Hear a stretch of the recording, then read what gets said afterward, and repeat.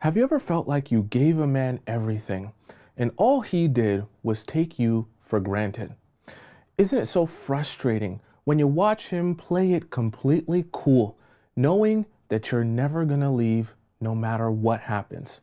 Well, what if I told you that ignoring a man is the key to being able to shift the balance of power back into your hands?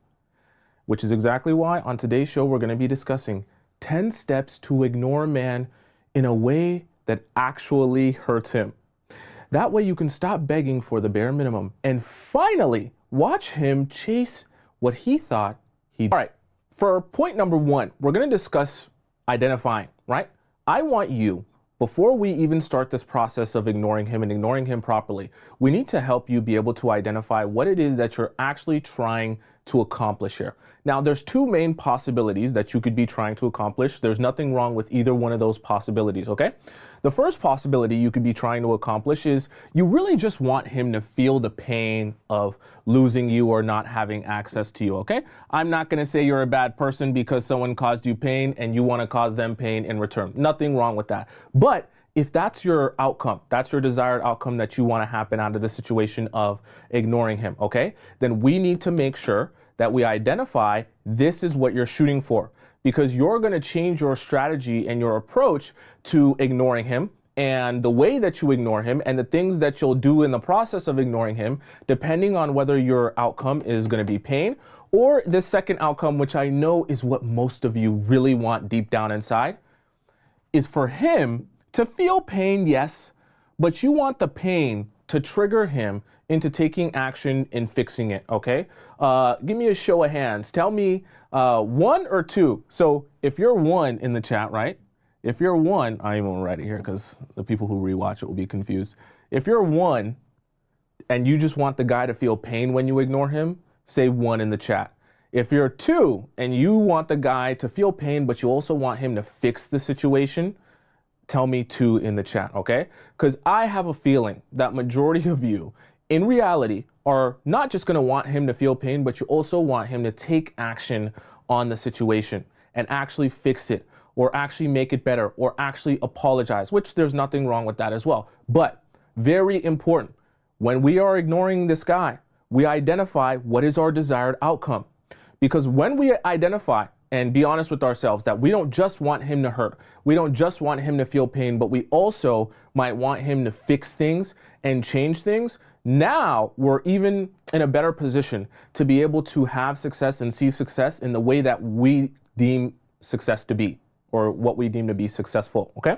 Let's hop into our point number two here, okay? I'll give you guys a little secret. There's actually two bonus points at the end, but I won't tell you what they are, but they are important. And I think that they will be good points for you all to know about. But we'll see who's paying attention all the way to the end. Okay, so for number two here, okay.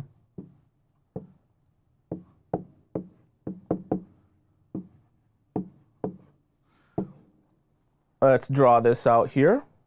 You guys know we love our visuals. So we're gonna draw a man here, big man head here, small man body.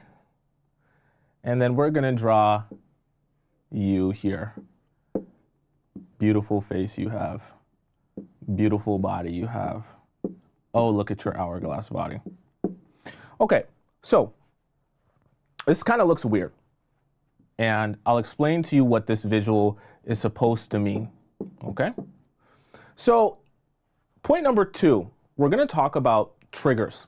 Now, the reason I want to discuss this is because, see, remember, point number one was about you identifying what is your end goal. And once you identify what your end goal is and you're honest about what that desired outcome is, now we can start operating underneath that desired outcome. So for this here, if let's say for the sake of example, you're in the position where I'm pretty sure most of you are, where you don't just want him to feel pain, you want him to feel pain and then actually try and fix it or take some sort of action towards apologizing or making this better, right? You have to know within yourself, okay, I don't just want him to reach out to me. I also want him to reach out to me in a particular way. So you have to say to yourself, okay, I want him to fix this, and I'm only going to respond to certain trigger phrases or certain trigger actions because I need to help him make a correlation between what is works for me, what makes me happy, and when will you get and receive my energy, okay? So let me give you an example for those of you who are still like, what? For example, let's say your desired outcome is you want the guy to fix the situation, right? He reaches out to you and sends you a message in the time frame that you're trying to ignore him, and he says, hello. Just literally hello, or hey, what's up? What are you doing? Whatever the kids say nowadays, right? You're not going to respond to that, okay? This is not going to work. Because him reaching out and just saying hello is not addressing the situation for your desired outcome. Remember, you want him to feel pain and then you want him to take action towards fixing the problem or the issue. Him just reaching out to you and saying hello is not doing that, okay? And we're trying to attack this in a very important way. Him also saying something like I just mentioned, what are you doing? Like the kids say, that's not gonna work. That's not gonna get a response from you, okay? We're gonna kind of go through things that are not gonna get a response. Hey, you wanna hang out, right? You wanna hang? No, that's not gonna work as well, okay? You're not gonna respond to that. Amongst all the other things that he could say in the time frame that you're ignoring him, right? You're not going to respond to any of these things. The only thing you're going to respond to, right? The only thing that's going to trigger a response is when he reaches out and says one of two things. Either, why have you been ignoring me? I don't like this. It's upsetting me. Or he reaches out and says, I apologize for what I was doing. I was wrong about that. I shouldn't have done that. That was wrong of me, whatever the case may be, right? And has some sort of apologetic nature to the way that he's reaching out to you. If he does not address the fact that you've been ignoring him and that he doesn't like that, or he wants to speak to you, or whatever the case, something along those lines, or he doesn't apologize and say, hey, I'm sorry, I was wrong, I shouldn't have done that, I shouldn't have done this, you do not respond at all. Because anything outside of those two reach outs or outreaches are not going to benefit you for what we're trying to do. We want him to feel pain and then we want him to fix it. So if he doesn't reach out in a way where he's ready to fix it, none of this is going to properly work, right? All of this, what are you doing? You want to hang, is not addressing the situation. You will only be triggered to respond when he begins addressing the situation, when he begins addressing the situation, not you. Okay? Are we on the same page so far? Right? Are we getting each other? Making sense? Let's hop into point number 3. Okay? Number 3 here. 333. Okay. So, point number 3. We're going to discuss one of your favorites.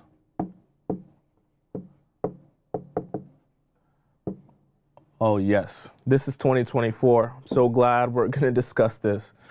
All right. Some of you are not going to like this.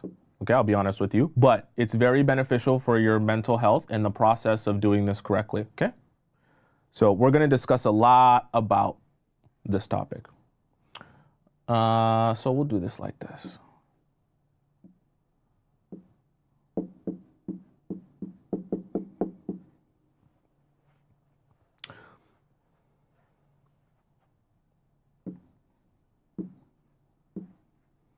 Someone said in the chat, my drawings are getting better. That's quite a compliment. I appreciate that. I literally just be winging it, and drawing is not my place of expertise. Anyways, all right. Someone said 2024. Did I say 2024? Damn, I'm living in the past. 2025, okay? 2025 type of dating mechanics or strategies, okay? So point number 3, we're going to discuss social media. Very, very important that we do this right.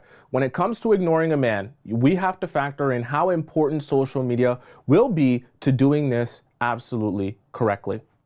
Now, I'm going to mention to you an idea that might be unfamiliar to some of you who are maybe on the older side or just less technology savvy, and some of you might know about this idea, okay? So on profiles, right, when it comes to social media, there can be an addiction part of social media, especially as it relates to the guy that you're dating or seeing at the time. Because as you begin liking a guy more, you're going to start watching everything he's doing on social media more and more. And eventually you'll get to a point where you are like a small version of a stalker. You're like Joe from You, where you're looking at every single minute detail of everything he does, especially if you have that addiction monster within you, okay? What we want to do here is we need to address a couple of things. We need to stop you from watching his stories, okay? So you know how whether it's on Facebook, on Snapchat, on Instagram, people have stories that'll pop up every now and again. You can't be watching those.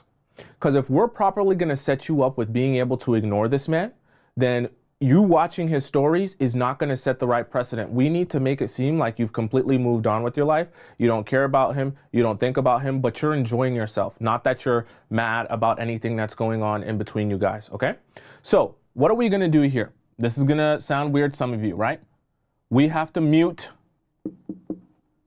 him, okay? Some of you that might be unfamiliar with what this terminology actually means, okay? I'm not just talking about mute him like in your mind. I mean, there's actually, if you go on Instagram or you go on Facebook, right? There should be a place, I wish I could show you guys on my phone. There should be a place in the top right corner or around that area where there's like 3 little dots, or for some of you, it might look like this, right? And in that place, I want you to go click, and you should be able to see the option, or it should say on maybe under his profile somewhere, right? Sometimes it's like over here. But anyways, you can even ask ChatGPT. Either way, you should be able to go on his profile, and there should be an option to mute him, okay? On Instagram, it'll definitely say mute, right? On Snapchat, I believe there's an option, it'll say mute story, mute posts as well. On Facebook, I definitely know there's an option that says that. And on WhatsApp, it'll be the updates, okay? So I want you to go through all of the social medias that you have him on. I know it sounds so silly and so dumb. I promise it'll help you in the future. Every single platform that you have him on, you're gonna go through and you're gonna do the equivalent of muting him, okay? Why are we muting him? Because we're not going to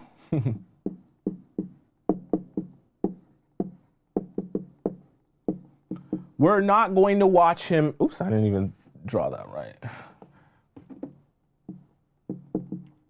We're not going to watch him anymore, okay? Not even in the slightest, not even a little bit.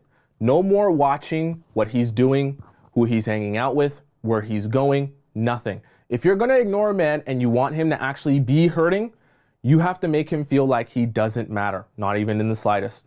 So no more watching anything that he's doing. So for all of you, so we're clear, that means muting his story and muting his main main feed posts, okay? And if it's on WhatsApp, that means muting his updates so that you can't see them on your timeline. Facebook is muting, Snapchat is muting as well, and the equivalent on any other platform you might have them on, TikTok as well, okay? The reason for this is because 2 things actually. We don't want you spiraling down a rabbit hole of watching what he's doing and then feeling that urge to reach out to him when you see something that triggers you on his timeline or in his story post, okay? That's number 1.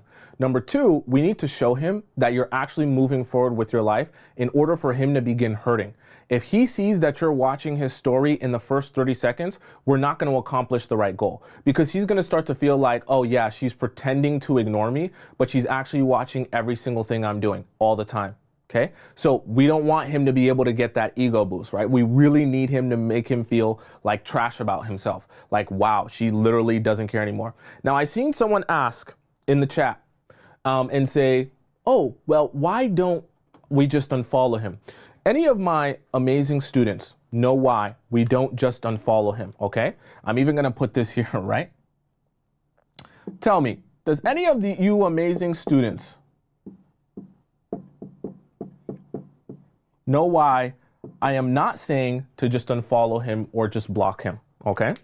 I want to see if any of you are like really, really smart, okay?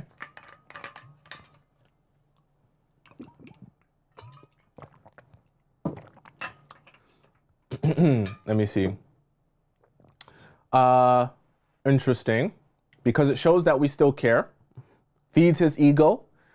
They like when we go crazy, because then it seems like we're bothered, like we care. Shows him you give a F, okay? or being emotional, right? Okay. So you guys do be listening, all right? Some of you great A+ students know why I say do not just unfollow him or even block him. Because what we're trying to accomplish. There's a reason I structured this with the steps that I did. We're not just saying we want to ignore him indefinitely without any desired outcome, right? We've identified that for most of you, the desired outcome is that we want him to feel pain, but also take action. So we don't want to make you look immature. I know this sounds weird because we're having a strategy here. We don't want to make it look like you're unsure of yourself. When you unfollow someone, that should be final. When you block someone, that should be final. You shouldn't be doing unfollow, follow, unfollow, follow. It makes it look like you don't know, you're not sure about your decision, right? So the reason I say that is right now, we're ignoring him to get to a desired outcome. The reason I want you to mute him and not unfollow him is because we want him, from his perspective, to feel like, oh, she just stopped caring. She just lost interest. She's not mad or mad at me or hates me or emotional about me. She just literally doesn't care. Because like I always tell you all, for men, don't think that crashing out, going crazy, screaming, yelling, begging is making him feel like, oh, wow, I should make a change. I should stop what I'm doing. I was wrong. I promise you, the only time a man will feel like something is wrong, that he needs to change something, is when he stops feeling like you care at all. When you stop showing him any emotion, when you stop giving him any reaction, when you pretend like he doesn't exist, to the point where you're not even bothered enough to unfollow him because you don't care about him. Now he's really starting to question his sanity and why you stopped caring so much. Okay, he's gonna start feeling like he has a small pee-pee. That's good though. We want him to feel that pain. Let's hop into point number 4. Okay, we on the same page here? Hope we're on the same page. Social media, very important, okay? For those of you who can't find the mute button, okay, just go to ChatGPT. ChatGPT will be able to tell you exactly where the mute button is, how to access it, and how to trigger it so that you can properly mute him on every single platform. And I really, really mean that, all right? Let's hop into our fourth point. 1, 2, 3, yeah, number 4. So, I love this. I'm glad we're discussing this. Chat, you know I use these strategies, right? You know I use these strategies too, right? Okay. So let's do this like this. Is that even how you spell it? How you do it? Okay, so we'll just say don't. All right. So for point number 4, we're going to discuss the things that you don't post. Okay? I don't want to get emotional. I don't want to get mad here. I have seen so many mighty, amazing women follow the strategy so well, so amazing, so good up until this point. And then you lose everything that we've been working for together to accomplish your outcome, which is him feeling hurt, feeling pain, that he wants to make a change. Please don't do this. Don't sabotage yourself this way. Do not post any subliminal quotes. Okay? I'm going to say it one more time. Do not post any subliminal quotes. Nothing about your relationship with him that could be implied, like it sounds like it's about your relationship with him, or that sounds like it's about what the situation you're going through with him, or what you've experienced around him, or what you're upset about. Don't post no quotes, okay? If you're a quote queen and you're like, oh, but Tomisin, is this quote appropriate and that quote not appropriate? Which one? Don't post none, okay? If you're questioning it, don't post it. If you post quotes all the time during this time period, don't post no quotes, okay? That way it can never be implied or confused on what that quote is about or what it's supposed to mean, okay? The reason I'm saying this, as I know some of you are thinking, oh, this is so funny, this is it's so serious. Because when you post these quotes, you're not accomplishing your actual goal here, which is to make him feel ignored, make him feel like he doesn't matter, make him feel like he's irrelevant. The moment you get on your social media and you start posting quotes that are clearly about him, or subliminals towards him, or about your situation with him, he's going to start saying, oh, she does care. She does like me. She's mad, but she's mad in the way where if I apologize and I D her down, she'll be fine. She'll be fine. She'll be fine. This is not what you want. You don't want him feeling like he has a safety net. You don't want him feeling like you're bothered and he could get out of this, or you're bothered and you'll get over it, right? You want him feeling like you've actually moved on. When you're actually done with the guy and you actually break up with him, do you start posting quotes on your story? No, because you're actually done with him and you're actually moving on. There's no need to. When you're kind of in between, when you're kind of in the middle, that's when you start doing all that quote stuff, okay? So no quotes. So I'll even put in quotations here.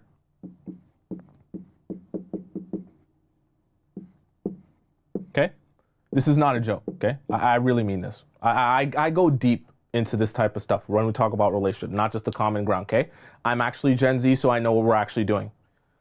That includes things like Justin LeBoy quotes.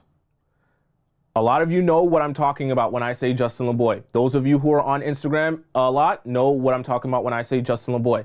If you don't, you go on Instagram, you look up Justin LeBoy. He's always literally his entire Instagram page is just quotes for women, literally structured for women to post that is like a subliminal, okay? That's literally the entire page. It's got like 5 million followers, right? Don't post none of that, right? All those white backgrounds with the black text, black backgrounds with the white text, you know what I'm talking about, right? None of those, because those are also gonna make you look very bothered. Don't post nothing about, oh, I'm having a hot girl summer now. Oh, when you thought you was gonna be cuffed up, now it's none of that. Next.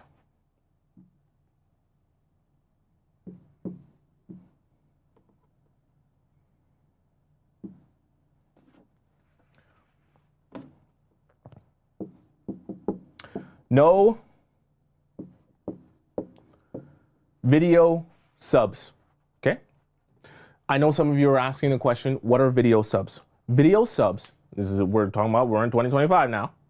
Video subs is when you take a post, you watch it, and it's kind of about your situation. You're a guy, right? The things that you've been through or what you're upset about. You're like, oh, this perfectly applies to me in my situation. So you click post on my story, or you record it, or you post it from TikTok to your Snapchat, from TikTok to your Instagram, or it's an Instagram reel, and you put it up on your story because you're thinking in your mind, oh, when he watches this, he's gonna know this is secretly about him, or he's gonna know that I'm sending him a message through this video because this video applies to me and our situation.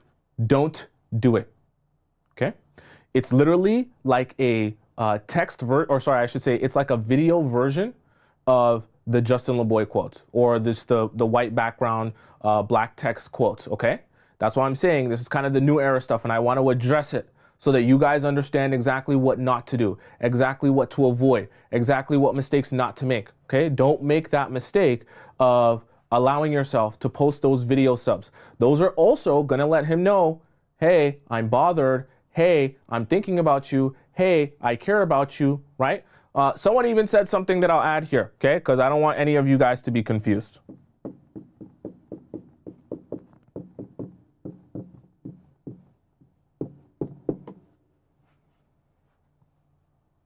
No, we're not doing it. Nothing. No TikTok reposts. Nothing. Nothing. Because we have to understand, right? Let's have an honest conversation here, okay? I love you, I care about you, I want you to succeed. But we have to be honest with ourselves. Why would we purposely repost a TikTok that we feel applies to our situation? Because subconsciously, you secretly, deep down in the recesses of your heart, you want him to be so interested in what you're doing that he goes to your TikTok profile to look for answers and goes to your repost to try and see if anything you reposted applies to him. Because secretly in your mind, you're thinking, maybe if he's stalking me as much as I stalk him, then when he goes into my repost, he'll know what I'm really upset about. He'll know how to fix it. He'll know what to do based on those TikTok. Stop. You're wasting a lot of time, and you're also working backwards. You're shooting yourself in the foot because we're trying to help you accomplish the idea that you don't care, the idea that he doesn't matter. Not that he can look for breadcrumbs on your, no breadcrumbs. You leave him no breadcrumbs. This is such an important part of ignoring men properly that a lot of people don't address, that a lot of people don't think about because they just stop at ignore him. It's not that simple. Do not repost anything. Nothing that applies to your situation with him. Give him nothing. Every time you repost something, you're giving him just a little bit more of a breadcrumb. Something for him to hang on to. Something for him to take and say she cares. I still matter to her. I'm still important to her. She still thinks about me. Even if you do think about him, we don't want him to actually know that at this point. Okay? Are we on the same page? All right. Let me fix something real quick. Because my other TikTok's kind of messing up here. Let's see here. Okay, I had to end that one. All right. Let's hop into, are we all on the same page, chat? You get me? You get me? Who's guilty of that? You guilty of that? You posted them quotes on your story? You be on them TikTok reposts trying to help him, send him a message? You guilty of that? Tell me the truth, chat. You guilty of that? Point number 5 here. It's okay. We all guilty of different things.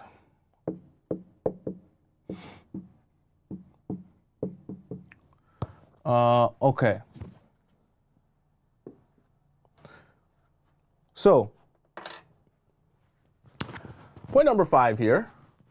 Let me fix my mic. Mic chat. Mic messing up, chat. Let's do this. Well, over here with it, over here with it, and over here with it. Let's see. Oh. I'm trying to think of another one we could do here. We'll do this. Store. Okay. So, let's have a discussion about this here, which is point number 5, the hangouts. I want you to understand, if we're going to ignore a man properly, you have to be looking towards the future, because remember what your goal is for him to feel like he's irrelevant so that he'll start to make a change because of how much pain he's in. We want to make sure if you're ignoring him, you're actually gone from his life.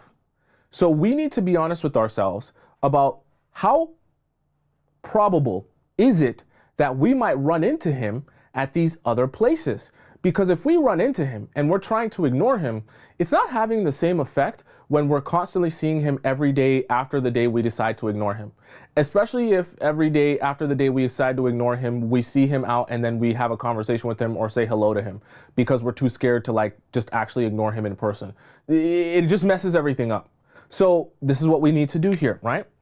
Where does he spend his time? Okay? So you need to ask yourself, at the gym, do we go to the same gym? That's a place where me and him could run into each other. So for the time being, right, for the time period in which I'm going to ignore him, I might have to start going to a different gym. Or at the very least, I might have to start going at a different time to the gym, a time that I know he usually doesn't go. For example, if you're a guy who loves to go to the gym right in the morning, and you know that from around that 7 a.m. to that 10 a.m. time, he's usually in the gym, and that's when you guys usually see each other in the gym, you make sure you go at night, at the very least. If not, go to a different gym. I know going to a different gym is a little bit harder, right? But you go at a completely different time than him.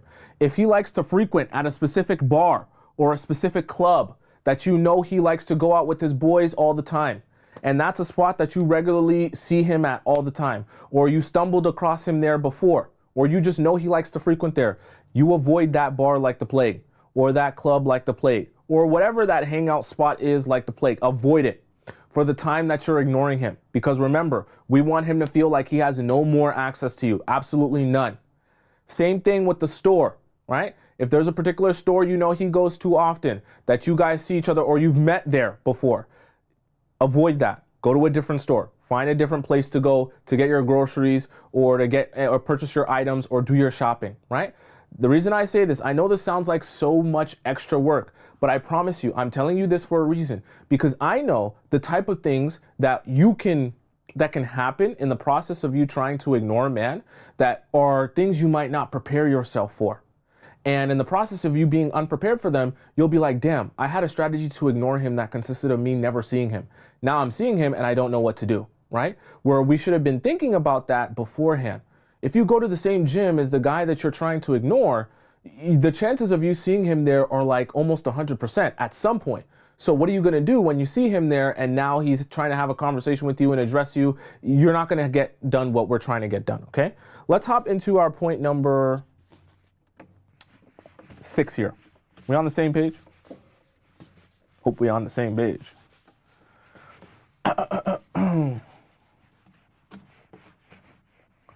Point number 6. Let me fix my mic. Okay. Point number 6 here. All right.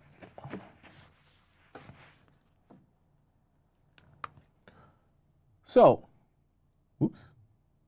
point number 6.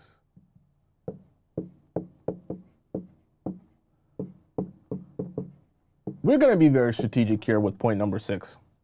So, with point number 6, I want us to be thinking about this. I'm going to draw out here a calendar for you all. It's not going to be perfect, Chad. Don't anticipate the perfection. So we'll do this.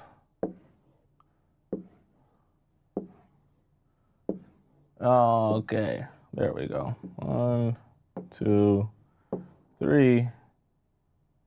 Yeah, it's not going to be perfect. All right, so we'll have the... What's this? Friday, Saturday, we got Sunday. There we go. Okay, so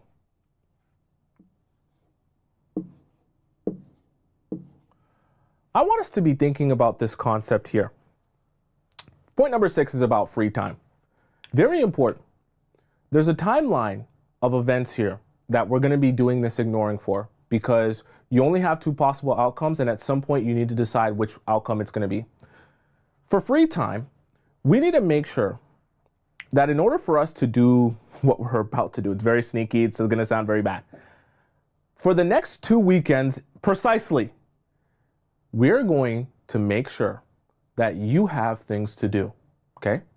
This is where it's going to get dark a little, not dark, but it's going to get not what your therapist would tell you to do, okay?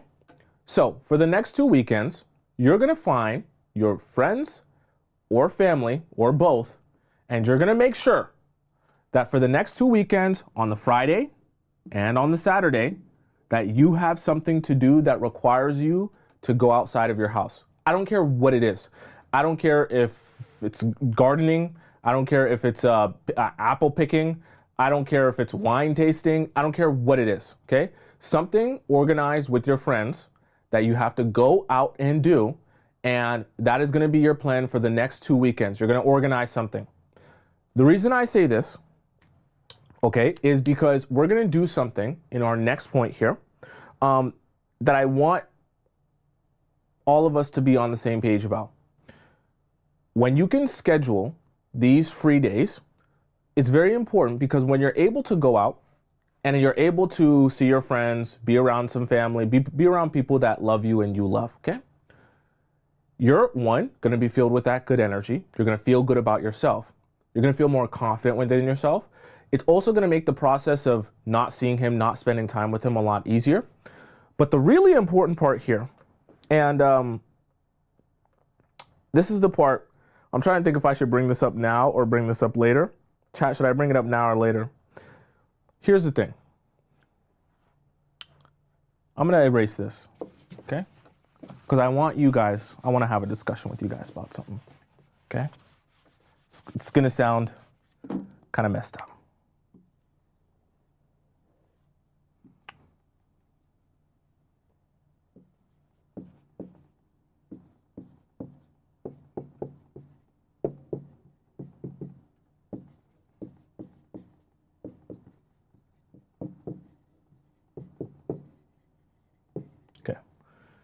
I wrote something. It's going to sound kind of bad. I'm a guy, so I know how guys think. As a man, when you like a girl and she looks good, everyone thinks she's attractive, everyone wants her, you feel good about yourself because everyone wants her, but you're with her. When you stop having access to that same girl that you used to have access to and that everyone wanted, now you start to feel a little bit uneasy because you start to feel like someone is going to take your possession. I know it sounds horrible. That's how you feel as a man, right? She's mine. Now someone else is going to have access to her. When guys feel like you're ignoring them, you're not speaking to them anymore, you don't care about them anymore, and then they see you out and about looking good, that is ultra painful as a man, okay? Because for us, the moment we see you looking good, we're reminded about how valuable you are, how desirable you are. And in our minds, the moment that we're reminded about how desirable you are, that's when we feel the most like, oh my gosh, I want to be with her again. I want access to her again. I want to talk to her again. Every time we see you looking good over and over again, it just hits us a little bit where we're like, damn, I wish I still had her or had access to her or was able to talk to her. I wonder why she's ignoring me, right? Especially when you're posting and you're looking good. So the reason that I want you for the next 2 weekends to allocate your free time to being able to go outside of the house and do something with your friends or with your family, it's going to sound weird.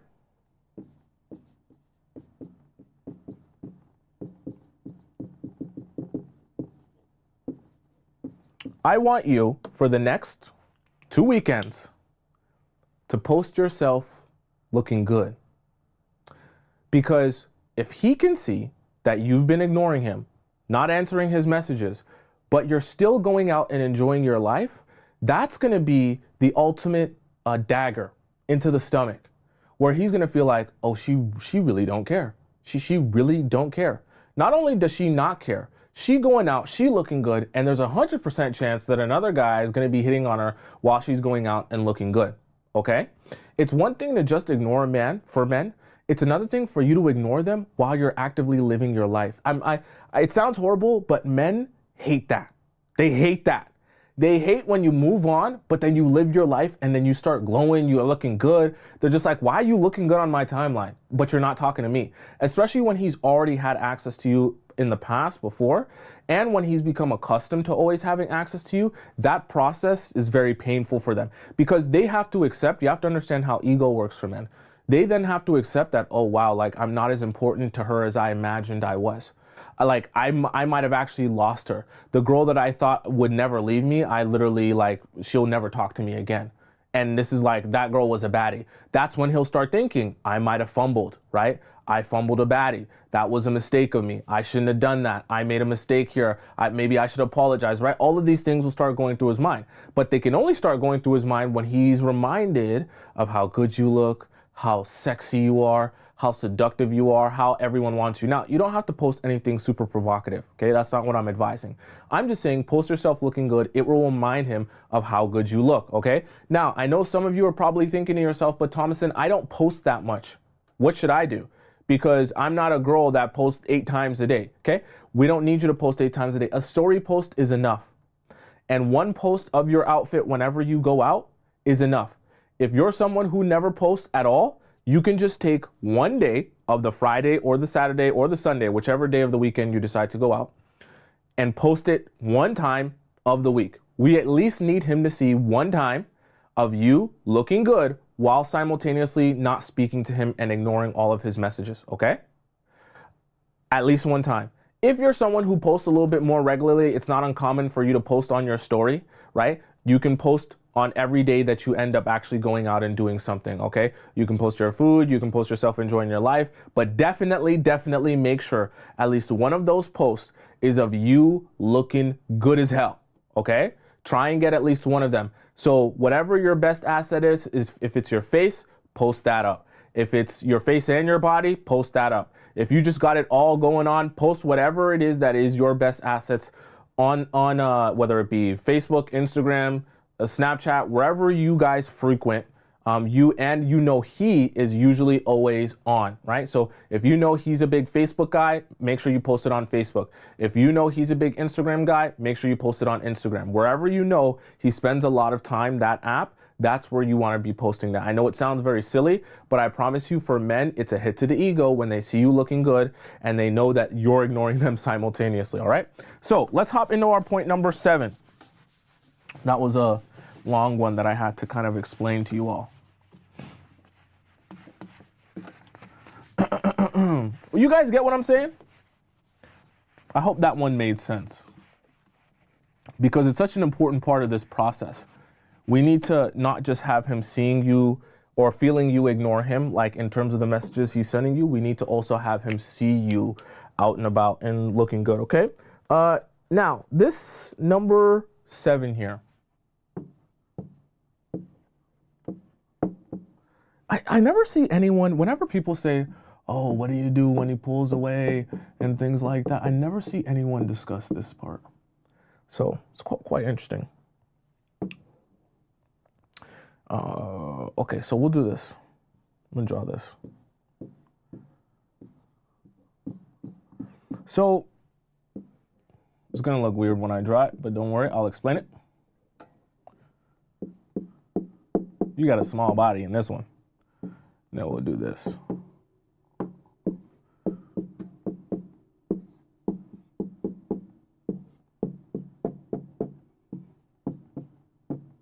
Okay. So point number 7 is about mutual friends, because between you and the guy that you like and are talking to or ignoring at this point in time, you might have mutual friends with this guy. It's possible. Here's where a lot of women will go wrong in the process of trying to ignore him properly. You neglect to remember that when you ignore just him, it might spill over or leak into your mutual friendship, the friend group or the friend whatever that you're in with him or that also know of him. And now you're in kind of between a rock and a hard place, because you might be trying to actively ignore him, and then he's part of this group of friends. So then they come around, and then he's also around. And now you're supposed to be ignoring him, but he's here, so you don't want to make it awkward. So now you don't know what to do. So you just decide to talk to him and be nice to him, even though you're trying to ignore him so that he feels like he doesn't have access to you. But now he feels like he has access to you. Now you guys get drunk together because you're all out in a group. And now after you guys get drunk together, you're starting to feel the vibe a little bit. You miss him a little bit. So now when he asks you to go back to his place, you go back to his place. And then lo and behold, you sleep with him again. And we're back to square one. So this is why I say we have to be looking forward. If we're trying to ignore him, make him feel irrelevant, make him feel like you're unbothered, like he doesn't have access to you. We have to be thinking about everything. So mutual friends is a part of that. Do not allow your mutual friends with him to convince you to talk to him again, okay? This is gonna sound weird, right? And I'm gonna talk about this in the next one as well. Some of them might ask you about him or ask you what's going on about him, right? I'm going to tell you what to do in that scenario. Make sure, if you know that these mutual friends are also connected to him, and you know that there's a possibility that if they want to hang out, that this guy that you're trying to actively ignore will be there, for the time being, turn those hangouts down. Doesn't have to be forever, okay? But for the time being, while you're using this strategy, turn those hangouts down with those mutual friends, so that for the purpose of when you're ignoring him, you don't want to be running into him constantly. If you're running into him constantly, it's going to not create the proper effect of you being completely out of his life. And for some of you, I know that some of you find it a lot harder to like ignore someone to their face who's actively trying to like be nice to you or say hello to you or ask you something or ask you a question. And I know some of you you can't do it when someone is right there. So I'm trying to help you avoid being in that position by having you think about this as well. It doesn't have to be forever, but you got to avoid these mutual friends for just a little bit if you want to properly ignore him. Give them an excuse of why you can't hang out, because we want him to really feel like, damn, she is gone, gone, gone. Like, I don't see her no more. I'm not around her no more. I can't find her. I can't get access to her no more whatsoever, okay? Let's hop into point number 2. Right there. I said point number 2. Point number 8. Point number 8, point number 8, point number 8. Okay. Point number 8. I told you guys I have 2 bonus points here that we'll discuss at the end, okay? So let's do these. So for point number 8,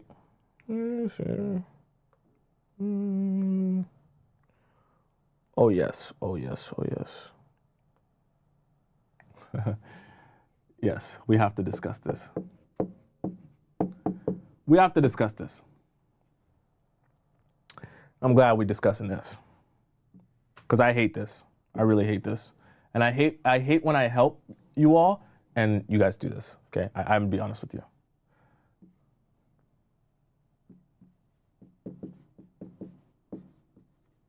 Okay?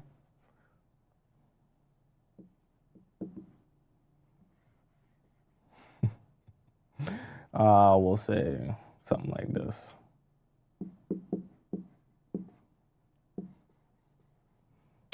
We could say, see.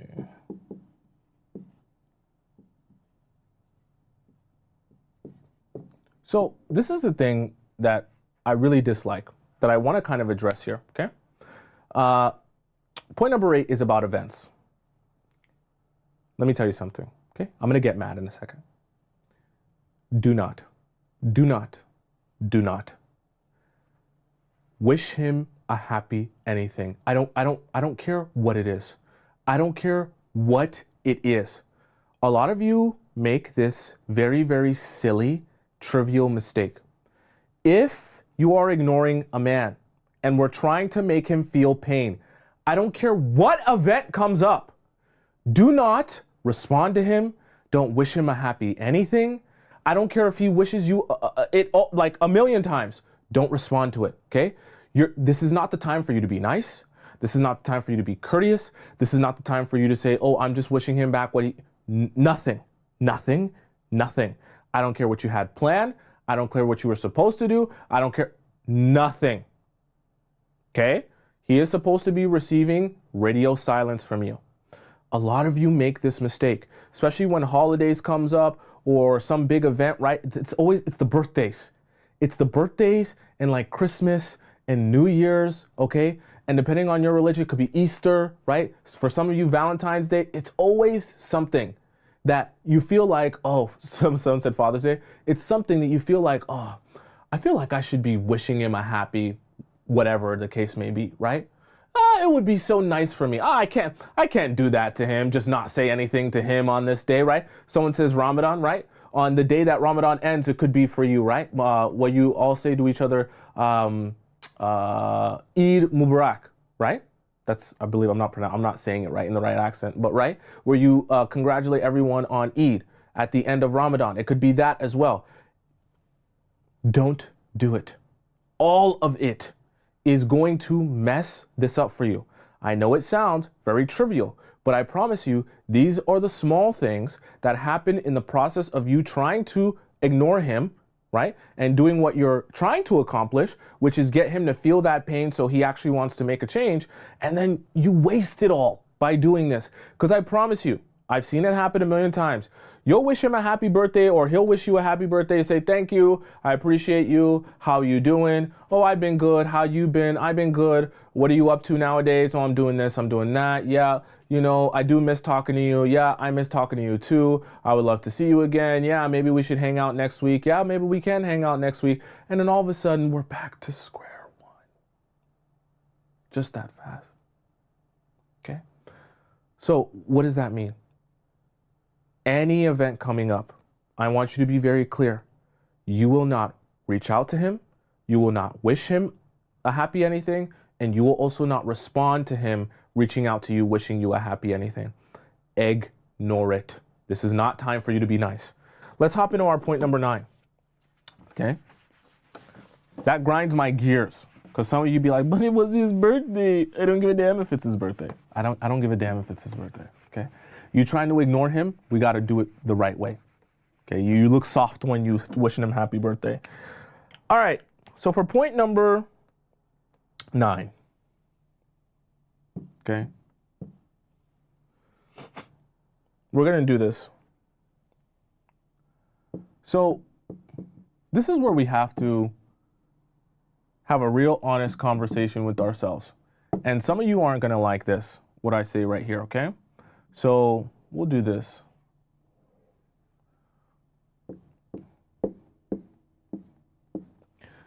And here, we'll do this again.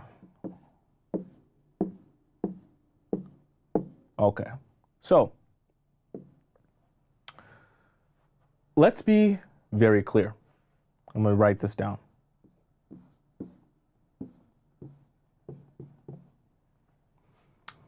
For point number 9, we're going to discuss the timeline. Now, honestly, this should have been in the front of the show because this is actually such an important part to understanding how we're structuring this and what we're actually doing here. Do not make this mistake of thinking that you're ignoring him and, okay, if you ignore him and then let's say 3 months down the road, he decides to apologize for something he did 3 months ago or 3 months before, that now, okay, we're good now, we'll return back to each other's lives and I'll continue seeing him. No, we're not doing that.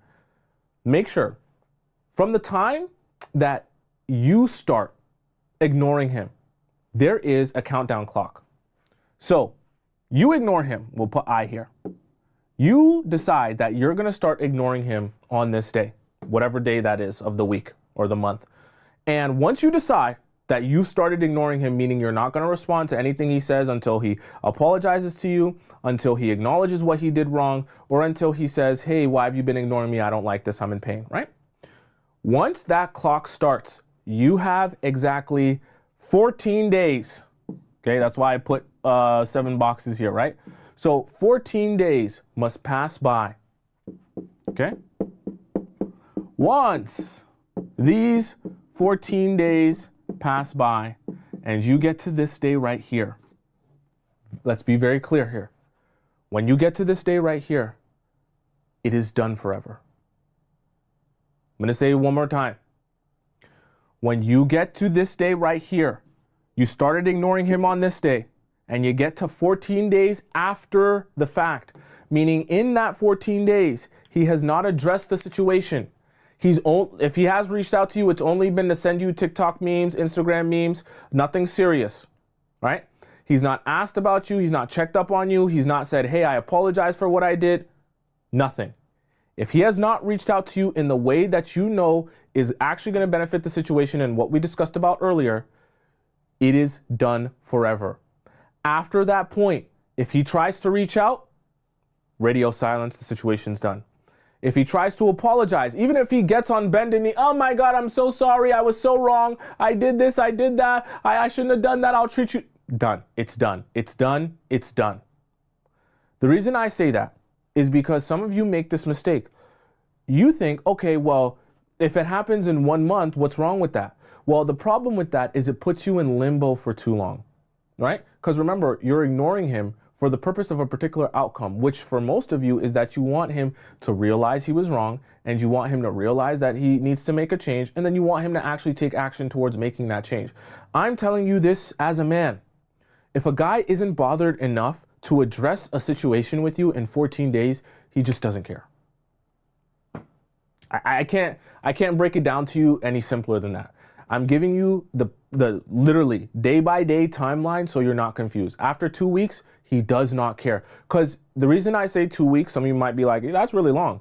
Within 2 weeks time, it's reasonable enough that no matter what emergency he could possibly have seen or had to go through in that 2 week time, there is no possible way that he couldn't reach out to you, he couldn't address you, he couldn't figure out, or at least begin figuring out the situation with you, no matter what he's been through during that time. In 2 weeks, he could find time to address it, okay? That's why I always give this blanket 14-day statement, so that, because I know anything outside of that, he's just not serious. There's no emergency that could possibly fill up a whole 2 weeks that he couldn't possibly address you in that time. Okay, so that we're all on the same page. I know some of you won't like that, but that's the honest truth. After 14 days, it's done. Okay, let's hop into point number 10. Point number 10. Point number 10, chat. Okay, Now, we discussed the timeline, and the timeline is important to understand because we hop right into this point right here.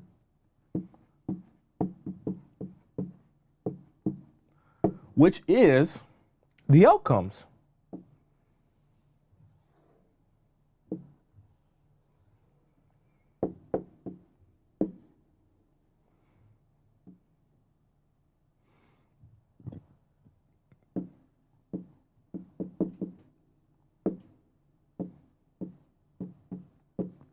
Okay, I'm going to draw two different outcomes here, and we will discuss both.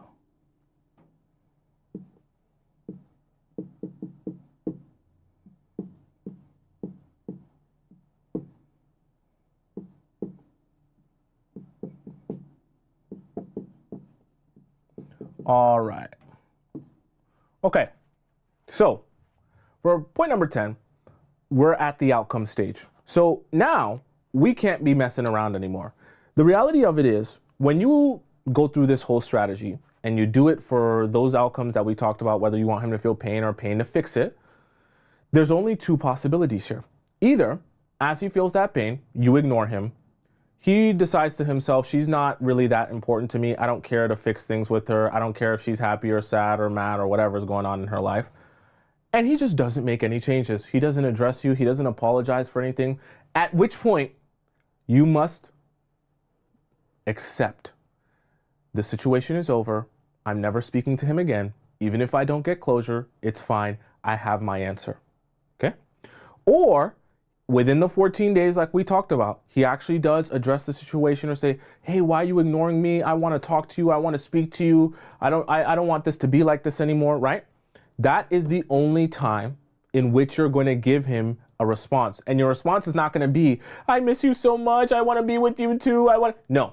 The reason I say you're either going to respond to him saying he apologizes for what he did or asking you why you've been ignoring me, I don't like this, whatever the case may be, is because that's the only time that when you give him what's been upsetting you or you give him the real reason which you've been ignoring him, now he has a decision to make. He came to you and asked you why you've been ignoring him because he doesn't like being ignored. So when you tell him, for example, oh, honestly, I didn't like the disrespect that you showed me. And so it's not a big deal. I'm not gonna beg for things. I just decided to move on. Let me fix this here. Oops. It's always TikTok trying to mess with me. Okay. So let's say you say that, right? And you respond, yeah, so you disrespected me and I don't tolerate disrespect. So I decided to move on, right? Then he has a decision to make where he says, oh, well, I don't like you ignoring me. And I am sorry about what I did. I want to make it up to you. I want to make this change. I can do this. I can do that. Because what I want for you is that if you end up getting back together, your only real response to him should be okay. Because when he comes to you and says, I don't like being ignored, why have you been ignoring me? And then you give him your answer very short and sweet within like 2 sentences, doesn't gotta be a paragraph. You send him like 2 sentences why you were ignoring him. And then he can say, oh, but I want to apologize for that. Oh, I'll fix that. Oh, I'll do this. Oh, I'll do that. And then you can just respond, okay. Because if he's wondering why you're ignoring him, his response can't be, oh, well, no, you shouldn't have taken it as disrespect. That wasn't disrespectful. Da, da, da, da, da. If he wants to argue about it, then he can go back to being ignored. This is why I say when men come to you, it's always the best position for you to be in. Because then you don't have to beg for things. If he comes to you because he's uncomfortable with being ignored, then he better figure out how to fix it so that he doesn't get ignored. And if he doesn't figure out how to fix it, he'll continue being ignored. So it's like putting a kid on timeout. You want to figure out how to get out of timeout, then you figure out how to do better. If you don't want to figure that out, that's too much work for you, too painful for you, then you'll continue to get ignored. So you have to make sure that it's only one of those two outcomes. It cannot be both, okay? It will not and cannot be both. Are we on the same page? Right? Okay. Someone says in the YouTube chat, no, the timeline that was point number 9, or were you not paying attention? What do you mean? What do you mean the timeline was point number 9? The timeline was point number 9. What do you mean? let's hop into our bonus points here. Okay, so these are 2 bonus points that I want to discuss with you guys. We'll just leave this for the show, these 2 bonus points. Oops. So, first bonus point. Bonus. Don't you love a good bonus?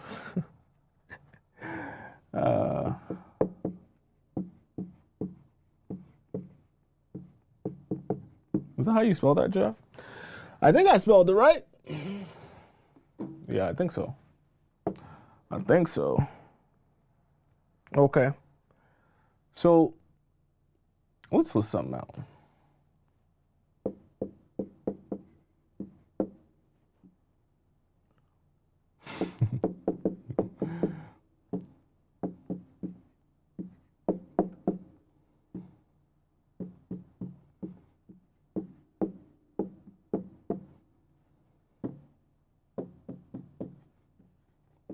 I love this.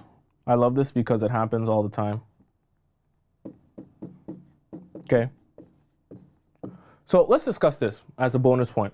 When you ignore a man, I want you to be very aware of the possibilities when you're ignoring him. Meaning that we're always looking forward to say to ourselves, what is possible to happen in the process of me ignoring him that could stumble me up and mess up my strategy here? Let me tell you one. Emergencies will get you messed up because you're a woman. So I'll be honest with you. Men begin to understand over the course of time, you as a woman, as an emotional being able to tug on your heartstrings is such a powerful way to control you. I'm gonna say it again.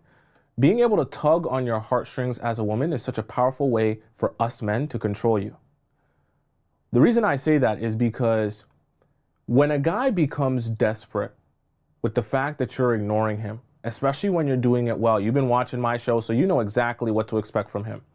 He will begin throwing out, we can call them Hail Marys, okay? To just hope that maybe one thing he'll say, one thing that just the way he'll say it will tug on your heartstrings and make you feel something that will have you like wanting to respond to him. And he'll finally get his response from you. He'll finally get you to address him. He'll finally get you to speak to him. And the crazy part about this is guys will use this before they'll even actually acknowledge the situation or try to apologize for the situation or try to change anything because they just want to have access to you. So they'll come up with the oh, I'm super sick. I have no one to take care of me. That's an example of one. I'm so lonely. I just got fired from my job and I have no one to talk to.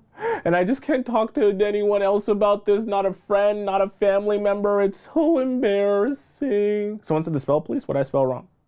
What did I spell wrong? Did I spell something wrong? Right? Whatever the case may be, right? I need you right now. I can't be with anyone else but you. It's just I'm going through things in my mind, my mental, it's my mental health, it's down the drain. My family, my mom yells at me. I'm so sad. My mom, she's always yelling. She's always screaming. I don't know what to do anymore. My friends, they don't love me. They're all fake. All my friends, they're literally AI. They're all whatever it is. Okay? It sounds silly, but I promise you, when the guy that you like is telling you these things, it'll pull on your heartstrings and you'll start to feel like, damn, if I ignore him when he's telling me that, he's sick, when he's telling me that he has nobody, when he's telling me he wants to unalive himself, right? I should put that there. I should put that there. I have to have a real conversation with you, Chad. I can't have a fake conversation with you. We're talking about real stuff here, right? They'll try that. When certain guys get really desperate, tell me in the chat if it's ever happened to you. They'll start talking that I want to unalive myself. Let's just have a real conversation, not a fake one. So these are the type of things they'll pull out of the hat if they feel like you're ignoring them and they feel like they're losing you. So I have to be honest with you. This is the reason that I'm bringing this as a little bonus point is because I want you to be forward thinking enough to expect that in the process of you ignoring this guy. Because you're really, like I said, you're only going to really be responding to like him acknowledging him doing something wrong and having some sort of desire to make a change or take some sort of action. Okay. If he's not going to have any desire to make a change or acknowledge that he did something wrong or address you directly, then you're not responding to any of this. But guys will like to throw this out there because rather than take accountability, they want you to respond to them or respond to the emergency, and then they can just go back to doing what they've been doing. Okay. So make sure you're very aware of that as a possibility, right? Someone said 911, oopsie daisy, have fun with the ambulance bill then, clown. Yeah, exactly. So you just got to be aware of that, right? And trust me, they'll paint a good picture. Oh, I can't call an ambulance because of this. I can't call my mom or tell my mom or tell my friends. It's got to be you. You've got to come right now. I need you right now. It's always right now. It's always like that. Now, this other one as a little bit of a bonus here.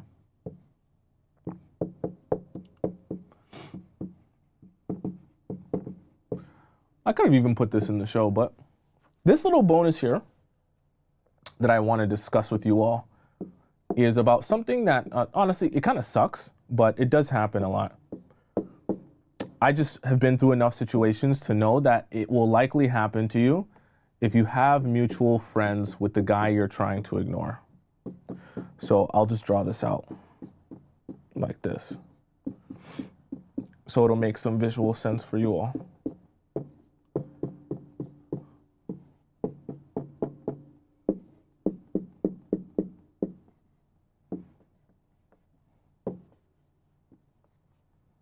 Okay, like that. And like that. Okay. So for point number 12, we're going to discuss explaining. It's the bonus point. Explaining. So the whole idea of this is when you have mutual friends with the guy that you're trying to ignore, this can be a very difficult time for you because as you're actively trying to ignore him, some guys, they get really desperate to the point where they then start saying things to your mutual friends to try and get the mutual friends to put pressure on you about the situation and about him, to try and force your hand to get you to speak to him through these mutual friends. Let me give you an example of what I mean by that. Let's say the guy that you're talking to, you're now ignoring him and it's been like a week now. He's starting to get a little bit desperate. Hey, she's not reaching out to me. She's not talking to me anymore. So he tells one of these friends that you're part of the group with. That friend then comes up to you and says, hey, so what about James that you've been talking to? What happened between you and him? Now, this is the time where you might feel like, oh, I should tell him everything, tell the mutual friend everything, tell the mutual friend about exactly what's going on between me and him, exactly why I'm upset, and exactly what I want to change. Don't do it. We want him to be hurting, and we want him to come to his own realizations of things that he needs to change, okay? We also don't want to be giving him the answers to the test through this mutual friend, because this mutual friend will go back to him, tell that mutual friend exactly what you're upset about, exactly what you're mad about. And then what will happen is that guy will say, okay, if she's mad about this, she's upset about this, I'll just reach out to her apologizing about that, knowing that I'll get access to her again, make up some sort of thing that like, yeah, I'm sorry about it and I'll change that. And then that will allow her to make her feel comfortable talking to me again. But the problem is, one, that's not genuine. And number two, you just gave him the answers to the test. So the only reason he's apologizing in that way is not because he thought to himself, this is something I need to change. This is something that needs to be addressed. And this is something I need to apologize for. It's simply because he knew that's what you were looking for as an apology in order to fix the situation. Do you get my point? So when it comes to the mutual friends, you want to make sure that when they ask you about situations, just say, oh, I've been doing good. I've been doing fine. Haven't spoken to him in a little bit, but I'm sure he's doing well as well. And then if they try to dig more, why aren't you talking to him? Or are you ignoring him? Why aren't you answering his messages? Be like, I'm just doing my own thing. I'm not mad at him. I don't have an issue with him. I'm just doing my own thing. There's no bad energy. There's no hatred, nothing in my heart. You just give this very unbothered energy. Even if they try to dig more, hey, I don't have no problem with them. Hey, no hatred in my heart. Hey, I'm just doing my own thing, right? Just keep saying it over and over again, because you're not addressing, you're not going to address him through these mutual friends, and you're not going to explain yourself to these mutual friends. If he wants an explanation, then he goes directly to you. He asks, why have you been ignoring me? I don't like this. I apologize. I don't want it to be like this anymore. Let him come to you. Because when he comes to you crawling to basically say, I'm weak, I want you back in my life, that's when you start making your demands or you start stating what's not working for you. Because then and only then will he be forced to say, okay, I'll change it. Do you get, there's an order of operations here, right? It's not that I don't want these things to be fixed for you, but when he can come back saying, I'm very sad, I'm very broken, I need you back in my life, the moment you say, okay, these are the things that weren't working for me, he then has a decision. If I want her back in my life, I have to change these things. I came to her begging for her back in my life. So if I beg her for her back in my life and I'm not prepared to change these things, then I'm not serious. You see how that works? As opposed to what a lot of you do, which is you go to a man who has not even shown you that he cares about making you happy or even wants you back into his life. And then you start saying, I want you to change this. I want you to change that. I'm upset about this. I'm upset about that. And then for the guy, he's like, cool, I'm glad you're upset, but I don't care to change it. And he also starts defending himself because he's like, no, I didn't do that. Why are you upset about that? It didn't happen that way, right? So it doesn't breed the right sort of outcome for you. To be honest with you. And in certain cases, ignoring the guy will give you the best outcome, to be super real. Does that make sense to all of you here, right? In the chat here? Are we all on the same page here? Do you guys have any questions about the 10 that we discussed and then the 2 bonus points? So Flower says in the YouTube chat, if he threatened to unalive himself, I just say, if you're stupid enough to do something like that, you're just showing me how I dodged a bullet by having nothing more to do with you. So that's the thing about, certain guys are smart enough to know certain type of rhetoric is like a catch-22, because for you, if you respond in a particular way that sounds like you don't care, it makes you look like an a-hole. So they almost kind of force your hand by giving you such a crazy sob story that if you don't respond by showing that you care, it almost makes you look like a bad person. So that's why they try to put you in that position with those random emergencies, especially as soon as you begin trying to properly ignore him. Someone says, I purposely added his friends to show them what a beautiful, good woman I was. LOL, so they could possibly talk some sense into him. It must have worked. I know they were like, boy, you tripping. I'm telling you, it sounds super silly and super, honestly, shallow. But when guys see you looking good on your story, on your Instagram, on your Facebook, that is like the biggest reminder, I need to fix this. I have to be super real with you. I'm telling you, this happens to my guy friends all the time. I'm telling you this honest truth. I've been with guys, friends, hanging out with my guys, my boys, and they're sitting there scrolling through their Instagram, and a girl that they used to talk to posts a picture of her looking good, and they'll be like, oh, I fumbled. Oh my God, yo. I'm telling you, I used to have her, and bro, I was kind of being dumb. I was being stupid. I fumbled, bro. Look at her. Oh my God, she's so bad. I'm telling you, this is conversations that me and my boys, we actually have. So it definitely does something. Just as simple as you posting yourself looking good makes them feel like they fumbled. So take that for what it is and use that to your advantage, especially when you want to make him feel that really deep pain. I'm telling you the honest truth, okay? Someone says he's gonna get his life insurance information. That's funny. Was it Drip says how to respond to emergencies? You don't. Not in this case, you don't respond to the emergency because you don't want to give him any sort of response except addressing you directly about the situation, okay? If it's not that, then he doesn't get a response from you. Because sometimes guys will use that as a way to prevent themselves from addressing the situation. If he comes to you, remember, the whole idea is if he comes to you on bended knee that I need you back in my life because I don't like being ignored by you, this is very painful for me. When you give him your demands or when you give him your list of things that you're upset about, you don't have to ask him to change anything because he's asking you to be back into his life. So if you're telling him these are the things that are making me not be in your life anymore, he then has to make a choice of I either change and get her back in my life, or if I don't change, she will continue to not be in my life. So it allows you to have power and be able to state what you want changed or adjusted without begging and being like, please do this, please do that. And he's just like, no, I'm not changing that, right?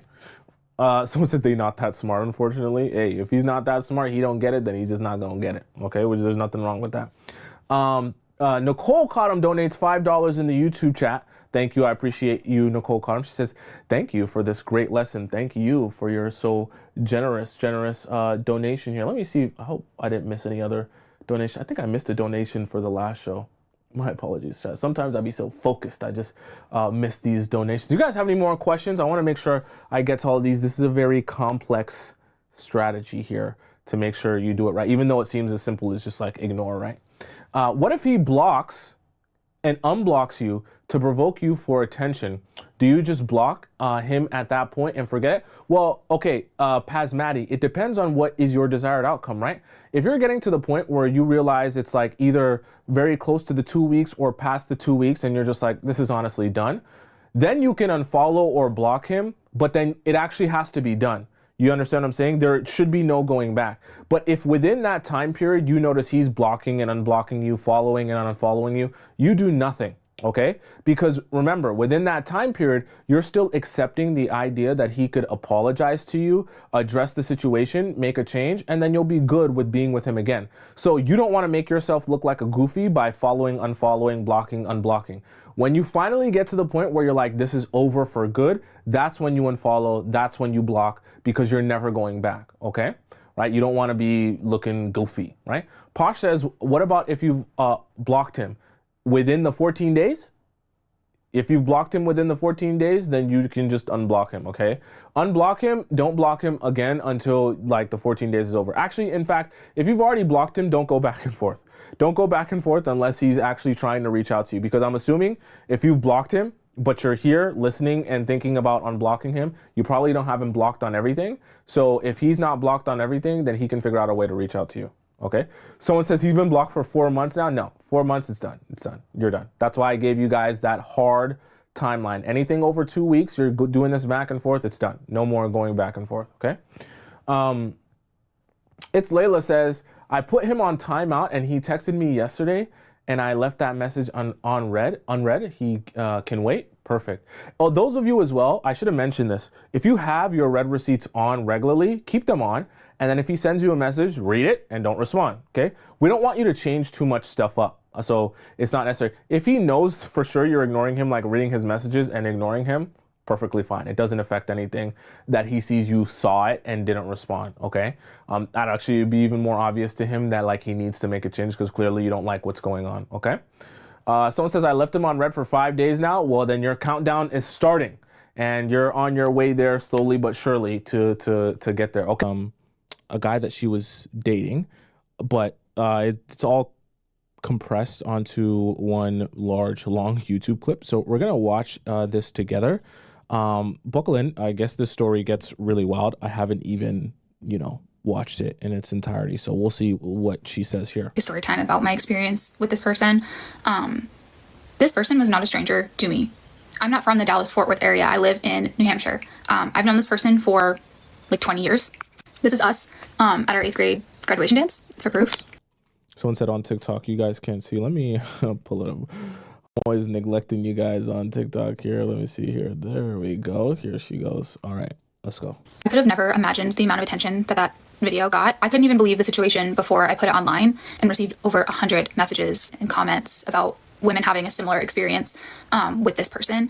And as much as I would love to share the details of my story and expose them, if you will, one, it just happened like a few days ago. Like I just found all this information out. It's so painful to relive that online. I want to make sure I tell the story with a clear head if I ever decide to share. And the details are just like horrific. I know some people might think that that's dramatic. Side note, chat. I tried to do some extra digging and exploring on even what she's discussing here, the video she's even referring to. She's deleted everything off of her TikTok. So clearly this says not only has it affected her life, but it's also affected like the story has kind of like went a lot crazier than she thought it would. So there's that. Dramatic, but truly the way that this person tricked me into loving them and being in a full-blown relationship with them, the way he used the same phrases and copy and pasted messages that he sent to other girls, like it's all a lie. And if I'm being honest, like this person is going to be close to me in the next week, like where I live. And I just don't feel safe putting everything out online, knowing that right now. I truly believe that this person lacks empathy in a very serious way. No normal person is able to do what he did to me, to anyone. I don't know. I'm smiling, but it is so painful. to have experienced what I experienced with this person, to think that we shared something so real and that I was ready for a life with this person. I truly, truly cared about them. And to just have all this stuff come to the surface is so painful. And I don't know. I just wish that, I hope they get help. And I hope that this never happens to anybody ever again. If you're a single woman in the Dallas-Fort Worth area, you need to watch this series. Welcome to Who the F Did I Think I Was Going to Marry, Part 2. Disclaimer, this video is solely for educational purposes. No hate to anyone involved. Everything is either my experience, my opinion, or alleged. I had no locations because it is thundering right now, so sorry if you hear any of that. So I could get into the details. I could show you every text, and I will show you some. But basically, the gist is I opened up a lot about my 5-year relationship ending, the trust issues I had with that specifically because that person was on Hinge, which I'll get to. He came on very, very strong, saying he wanted to FaceTime me. He wanted me to come to Texas with him, like that he would be home during Christmas and that he could see me. So like, it was very strong vibes, but I didn't really know how to read it. It was my first time like dating, and it's my first time really dating as an adult ever. So I just kind of stopped texting him like frequently. I didn't talk to him very frequently, and I said, let's just reconnect when you come back for Christmas. Christmas time rolls around. He flies from Texas back to New Hampshire, where we're from. By the way, he was also seeing a girl in Boston and flew back with a girl from Texas, which I found out through somebody because of my social media post. We have an absolute incredible first date, like out of a movie. I get there, it goes amazing. We sit at the bar for hours, talk about everything. He opens every door for me. He pulls out my chair. He takes off my coat. He takes care of the check. Like he has his hand like around me. He asks if it's okay if he puts his arm around me. We talk about so much. We talk about everything. And I was just like, you know what? I love how this man knows what he wants. He's very direct. He's very straightforward. Like he talks so heavily about wanting to be a father, have a family, be a present dad, have a job that allows him to be present. Because he wanted to take parenting classes so that he could be an equally contributing partner. Like amazing stuff I'd never heard from a man before. He was so pushy on me about how much he wanted to be a family man. And when I came out and said, I don't want children, it was like he flipped a switch. He was just like immediately like, oh, I don't want children. We can be the cool aunt, uncle. Like, I don't need to have kids. We can save our money. Like, I personally think he was just feeding me what he thought either the girl before me or other girls like wanted to hear. And when I said that I didn't want kids, he just, again, told me what I wanted to hear. But I didn't realize that until Kids is one of those things too, when, you know, I always talk about like certain things will just mean when you date someone, you're just not in alignment with them. So kids is one of those things where if you and the person that you're thinking about dating are on different sides of the spectrum on that, there is no medium ground. You can't have half a child. So it's just things to think about when you're going into dating someone. There's things that are just non-negotiable. later. We end the date. He puts me in my car. He closes the door. I get ready to leave. And I don't know why I did this. And it was such a good memory until now. I fling open the car door and I say, blank, like his name, wait. And he just like goes to hug me and I give him a kiss and we share this amazing kiss, like out of a Hallmark movie. I'm not saying that to be like to brag about it, but like it was incredible. We both felt it, or at least I felt it. I shouldn't say we both. I don't know what he feels. He doesn't feel anything. Amazing. I go home. So quick question, chat. I know I'm pausing it, but I just want to understand what makes an amazing first kiss. Like, what are the characteristics of an amazing first kiss? Because, I mean, unless you're tongue kissing, to me, I don't see how you can really differentiate that much an amazing, just regular kiss to kiss versus not a good one. But let's go on. Telling my friends, like, I'm like, oh my God, like my friend from high school who knows him, I'm like, oh my God, like this man is amazing. I am so happy that I found him. Like, I really hit the jackpot. He's so kind. But like, I'm gonna take it slow because I don't want to mess it up. I'm head over heels for this man already. He goes back to Texas right after Christmas. We're texting just nonstop paragraphs about what we want in a partner, how we've been working on ourselves, like what we really like. He's starting to tell me that he really sees this could go somewhere and that he would love to pursue me, and like he hopes that he's not being too pushy and wants to respect my boundaries, but he thinks I'm a very special girl. He even says that if I don't want to move to Texas for him, that he would be willing to make the move to come up to New Hampshire for me. You can pause to read for yourself. We were basically talking about how like distance wouldn't be sustainable long term and we want to be close to. Okay, we got to read everything here because we don't leave anything on the table. So he says, I understand completely. I wouldn't want to create pressure of moving in together. We're really talking about moving in. We're really talking about moving in together. I'd simply get an apartment somewhere nearby to give this an honest chance. If we get to that point, I know this conversation might feel like putting the cart in front of the horse, but I also think we're also at the age where I'd rather take the chance than to always wonder what could have been, you know? Yeah, it sounds good in a smut book. I don't know if this is not real life though. Like, what is the timeline she said on this so far? That they've been together for so far? It's definitely in the like months territory, less than 2 months, right? Oh my gosh, early bird. After my ski trip, I'm going to try 5. Okay, we'll close freedom. All right. Each other. He says he'd move back to New Hampshire for me, but he would love for me to come to Texas. You can also take note of this part here where he's like, I would rather take the chance and wonder. I would rather pursue and wonder. I'd rather try than fail. Like, if you've talked to this man, these are phrases that you have definitely heard out of his mouth. He uses the same phrases when he talks to everyone, but we'll get to that. But yeah, I picked up that he was love bombing me pretty quickly. It was pretty obvious. But I really thought that I had two choices. I could either let my struggles in my previous relationship ruin what could potentially be an amazing connection by having up all these walls and being suspicious, or I could go in kind of aware that I'm being love bombed, but like just embrace someone actually like caring about me and wanting to be nice to me. If it doesn't work out, it doesn't. I'm trying to get through this as quickly as I can, but there's just so much. The whole idea of love bombing though is you're love bombing someone to manipulate them into making a decision that they wouldn't regularly make. Because what the act, it's not just the act of love bombing to like sleep with you in the sense of sleeping with you and getting taking advantage of that.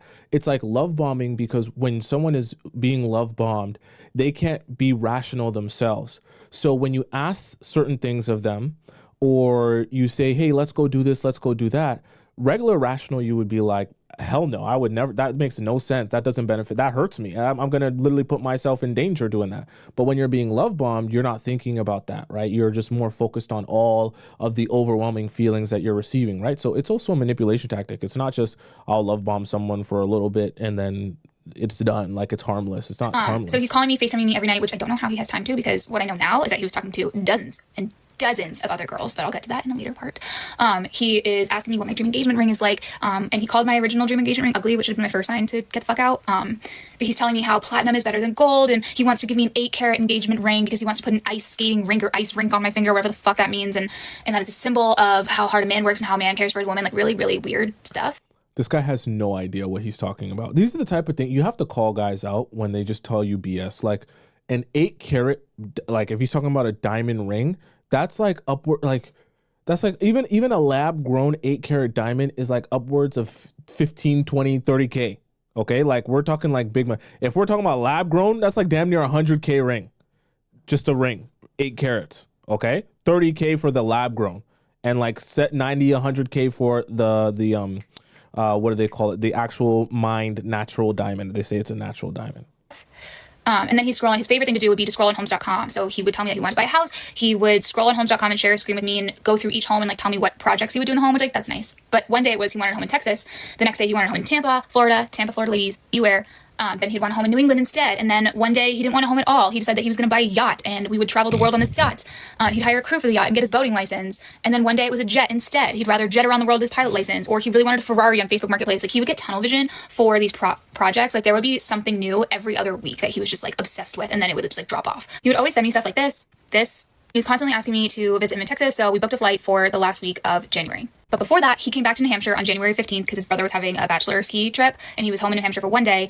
His brother was getting married, and he just kept saying that this wedding was happening and that he was the best man, and he wasn't asking me to go, but he just kept talking about how his brother's getting married in May. That'll be important later, but we go on this date on January 15th. He picks me up, he comes to my house, he says that he's coming to the door. I say, please don't come to the door. My parents are home, and I'm not really ready to like introduce him to anyone, and he just says I'm coming to the door. Like he completely disregards me. He meets my mother, tells her that he's going to take good care of me, and we go on our way.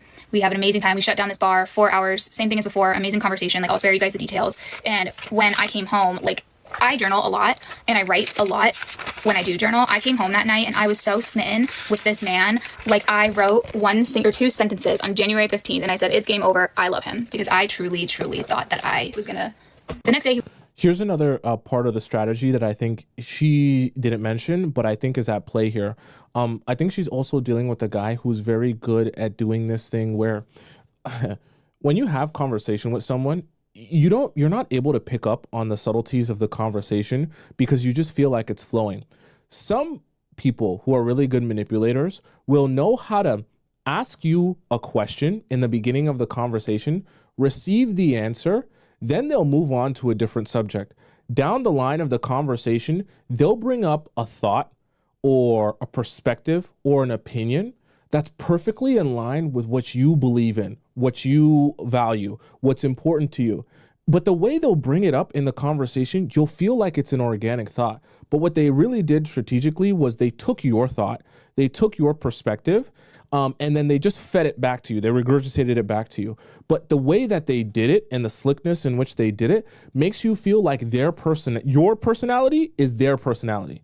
Your views, your perspective, your values is their views, their perspective, and their values. So it creates a scenario where you feel like, oh my God, this person is so perfect. This person is so amazing. I can't believe how in love with this person I am. But the reality of it is they just took your personality and they pretended to be you. And then they presented that to you. And then you felt like you guys are like meant to be together because of how well or how compatible you feel with someone who is literally mirroring your personality. He leaves for his brother's bachelor trip. He texts me the entire time nonstop to the point where I tell him, like, go have fun with your brother and your friends. Like, you don't need to worry about texting me. It's fine. And he just insists that he just loves talking to me so much. And he leaves and goes back to Texas right from the bachelor trip, so I don't see him. And the next 2 weeks leading up to me going to visit him in Texas, it's just nonstop. I can't wait to see you. It's going to be so magical. I'm going to take you to a rodeo, a concert. I'm going to buy you a pair of boots. Like, just making crazy plans. which I'll tell you, just give you guys the timeline, and then we can talk about what happened when my video went viral. So the weekend of January 24th, I flew down to Fort Worth to visit him. This is us. We went to a rodeo. He took me to do all sorts of things. We went to a rodeo, we went to concerts, we went to bars. He took me shopping at Takova's, and I tried on a bunch of boots and like danced around the store, and he bought me a pair of boots. He branded them with my initials on them. Like, we did so much stuff. Sorry, chat. I'm not country, so I'm only aware of Birkenstocks. Is Takova's like, is that like Bottega for the country girls? Is that like Louis Vuitton for the country girls? What is Takova's? I don't know what that is. It was during this time we first became physically intimate with each other, and I remember asking about protection, and he told me how he was clean because he had to take a test for the military, and how he hadn't been physically intimate with anyone for a long time, so he didn't have any protection, and he didn't like using protection. It had been about a year since he was with someone, like all this stuff. Come to find out, that was not true. He was with someone the day before I was there. So that is, I can't even talk about it because I feel so disgusting in my body, but like, stay safe out there. Don't let anyone convince you not to use protection, and don't trust anyone. By this point too, we had the conversation about us being exclusive. We weren't officially dating. We both said that we were not seeing other people. That only turned out to be true on my part, unfortunately. Now that we've been physically intimate, he told me he wanted to imply a no clothes in the bed rule, because being skin to skin with your partner brings you closer to them. I was fine with this. I actually thought that this was really sweet. Looking back, it's not. He did want to be close to me. He held on to me all night, every night. Like, just the most incredible closeness and just like vulnerability that you could ever feel with a person is what I thought that we. I'm sure you felt something on your back too every night too. Yeah, I'm sure. That no clothes rule was definitely, yeah, I'm sure it was working for both of you. Were sharing. By my last day in Fort Worth, we had already planned for me to come back the first week of March, so a little ways away. He also asked me. Here's the other thing too that I want to mention, that, you know, I don't want to make you feel like all guys are bad, but you also have to understand, like I always tell you guys, framing is everything. So there are guys that are good at framing things that, you know, deep down in your heart, this is the strategy. This is a trick here. But the way they'll frame it will sound so harmless that you'll be like, damn, is that bad or is that good? Because when the guy says, let's have a no clothes rule in the bed, but he makes it sound like, oh, but I just want to touch you, and I just want to feel your skin, and I just want us to be in our natural state where I can just breathe you in and just feel what you're. It sounds magical. It sounds fantastical, but that's not why he's doing it, you know. If I would like to join him on a work trip to Hawaii. Of course I said yes. I was having a great time. I'd never been to Hawaii. Like, everything was going so well. So we had those two things planned. Between my first trip to Fort Worth and the second trip to Fort Worth, same stuff, like FaceTiming, talking about the future. Again, I'm not gonna waste the details just for the sake of time. Beginning of March rolls around. I'm back in Texas. At this point, we're talking like, when we get married, I'm gonna marry you, touchy-feely, like when we're old. Like, he had back problems. He was like, when I get older, you're gonna help me put my socks on. I was like, oh my God, like, yeah, that's what a partnership is for. Like, he's like really planning for the future. Just have another really fun weekend in Fort Worth. I meet a bunch of his friends who were super kind. He takes me to the Drover for espresso martinis. We go to a concert at Billy Bob's. We went to Second Rodeo. Just like a bunch of just all the stuff in the stockyards. Really, really great, amazing time. We get back to his place, like we're dancing around the kitchen at night. He's teaching me how to Texas two-step, like just so being so romantic. Like, again, I can't even express how amazing this man was. Texas two-step, what is that? Is that like Crank That Soulja Boy for country people? What's the Texas two-step? I don't know that one. And how much it felt like a movie. When we were physical together, like I just couldn't believe the moments that we were sharing. I now know that those were probably all staged. I don't know how you can stage intimate moments like that. It's very concerning. But I, again, head over heels. He's telling me everything but I love you. Like, you're an amazing person. We're going to grow old together. We're planning our life together. I'm planning to move down there at this point because he had already been asking me if I want to move down there now. He was like dead set on me being down in Texas. Like, he cleaned out half his closet for me. He's like, you can put your stuff here. I need to refresh my rug. Like, he wanted me there.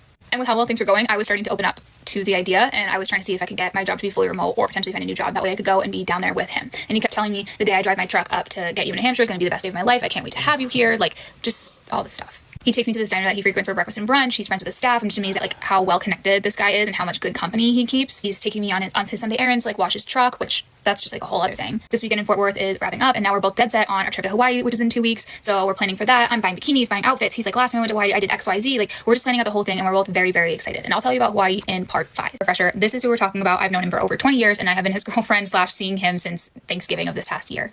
I thought I was talking too slow in the first parts, and I think I talked too fast in the most recent one. I left out a lot of stuff, so I'm going to share some random details before we talk about Hawaii. The love bombing was still continuing. He was telling me he's never felt like this before. He gets butterflies when he sees me. This feels so right, yada, yada, yada. He would constantly pay for everything. I offered to pay for stuff all the time, but he told me there's like a 90-10 rule. He had a provider mindset, which I respect. I respected, but never expected. I always expected to be an equally contributing partner in my relationships. He just wouldn't let me. He's very insistent on buying things and spending money on me. I also forgot to mention the first time I visited him in Texas, he asked me to be his date to his brother's wedding. That was in May. He also asked me if I would be his date to a wedding in Florida where he didn't yet have a +1, but he was going to ask his friends if he could bring me.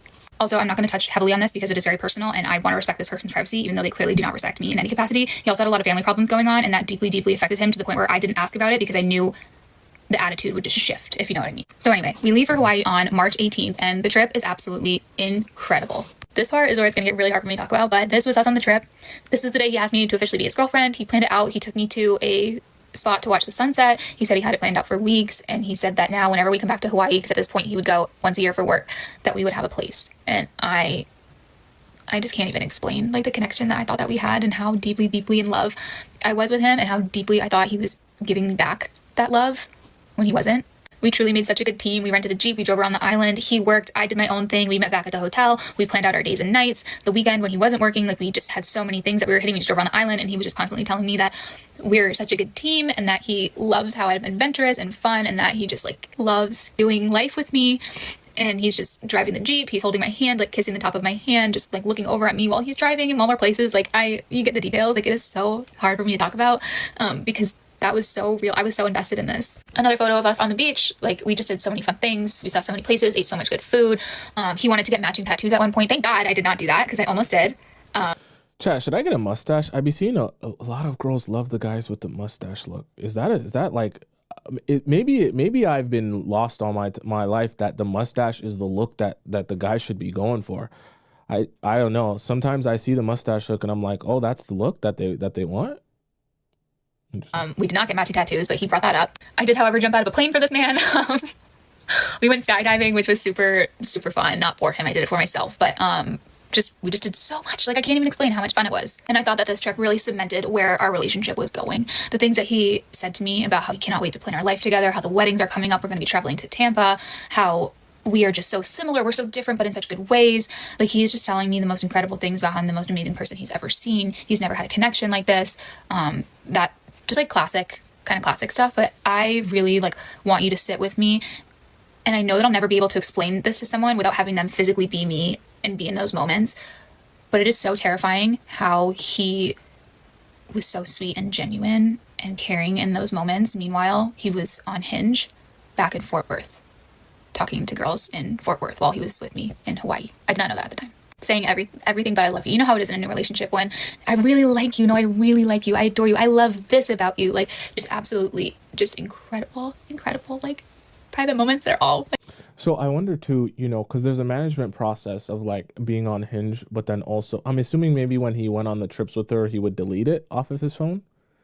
Or was he getting messages? Or this is very interesting. Let's see. Like, I don't know what it's fine. Like they're all ruined now. And I think that that's something with this whole process that I've experienced, is that I can make jokes on the internet as much as I want to. I can say that he is just a man, but at the end of the day, these are real things that I experienced, and I will have to figure out how to trust somebody fully again after just learning how to trust somebody fully again.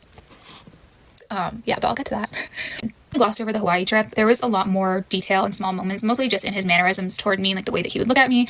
But I genuinely just can't talk about those right now because I will turn into a puddle. So we'll move on. Damn. By the end of the Hawaii trip, he kind of had it in his head that we could be travel influencers. I already have somewhat of a platform because I was a skincare influencer in like 2022. If you remember that, you probably haven't seen me on your free page in like 3 years. So hey, the Hawaii trip is over at this point. We're in the airport ready to go home. We're on separate flights because I was going back to New Hampshire. He was going to Texas. He was waiting for me to get on my flight because I boarded first. So he waited for me. I was the literal last person to get on the plane because I always do that because I don't want to sit on the plane if I don't have to. Scan my boarding pass, and he stood there and waited for me and watched me and said goodbye as I cleared the tunnel into boarding the plane. And I sat down on the plane. He instantly texted me, said, "I miss you already."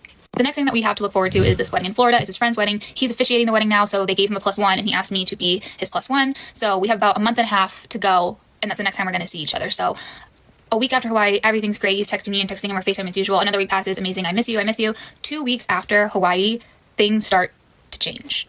How many people are going to roll their eyes when you're not with him in person? This is why I always talk to you guys about the long distance relationship kind of trap there. Because, I mean, things can be good when you guys are in person, but then what happens the other, 6-7 months out of the year where you're not being able to see that person? What are they doing with their time now? And how does the relationship hold up? When I say this, but I'm an extremely intuitive person. I pick up on shifts in tone, text messages, like I just pick up on all that stuff. That being said, I'm also a very communicative person. So in my relationships, communication is key for me. If something feels off, I'm going to say it. I will never push for an explanation, but I will never not bring it up for the sake of my own sanity. I noticed little by little that he's not texting me as much. He's not texting me first thing in the morning. He never texts me goodnight anymore. He stops calling me babe, baby girl. Like he called me babe like after every sentence. Like he just stopped doing those things. And I didn't think a whole lot of it because at this point his work situation was not the best and he was very stressed and I was trying to give him grace, give him space. But at the same time that he was being weird with me, he was just continuing to go out with his friends. This man was a very social person, so I'm not going to knock that. I'm gonna leave it for what it is. He was always doing something, whether it was a rodeo, a concert, going out with his CrossFit guys after. He's just a very busy person. So I was just giving him space and like, you know what? Guys. kind of sucks that he's not texting me. I could see he was at like a bar because I could see his location, and I really, really tried to not let it affect. I wish he was here. I wanted to ask her too. Are all his guy friends single, or are most of them in a relationship? Because here's the thing too about, I'll just be real with you.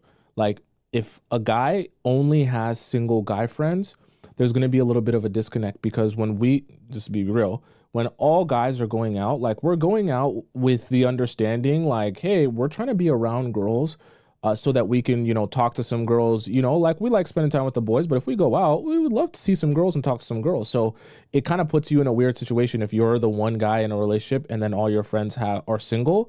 They're going to want to be around girls and, talk to girls and flirt. Like, that's the MO.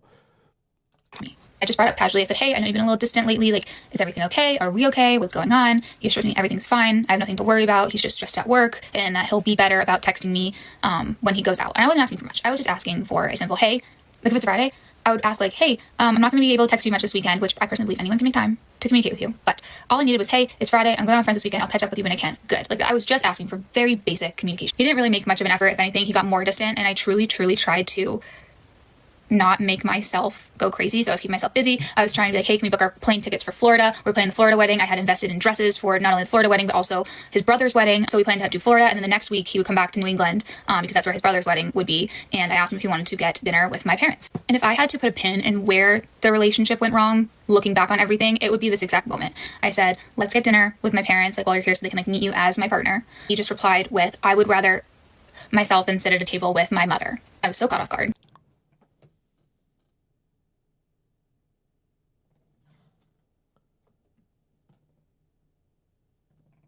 What just happened? What? Okay.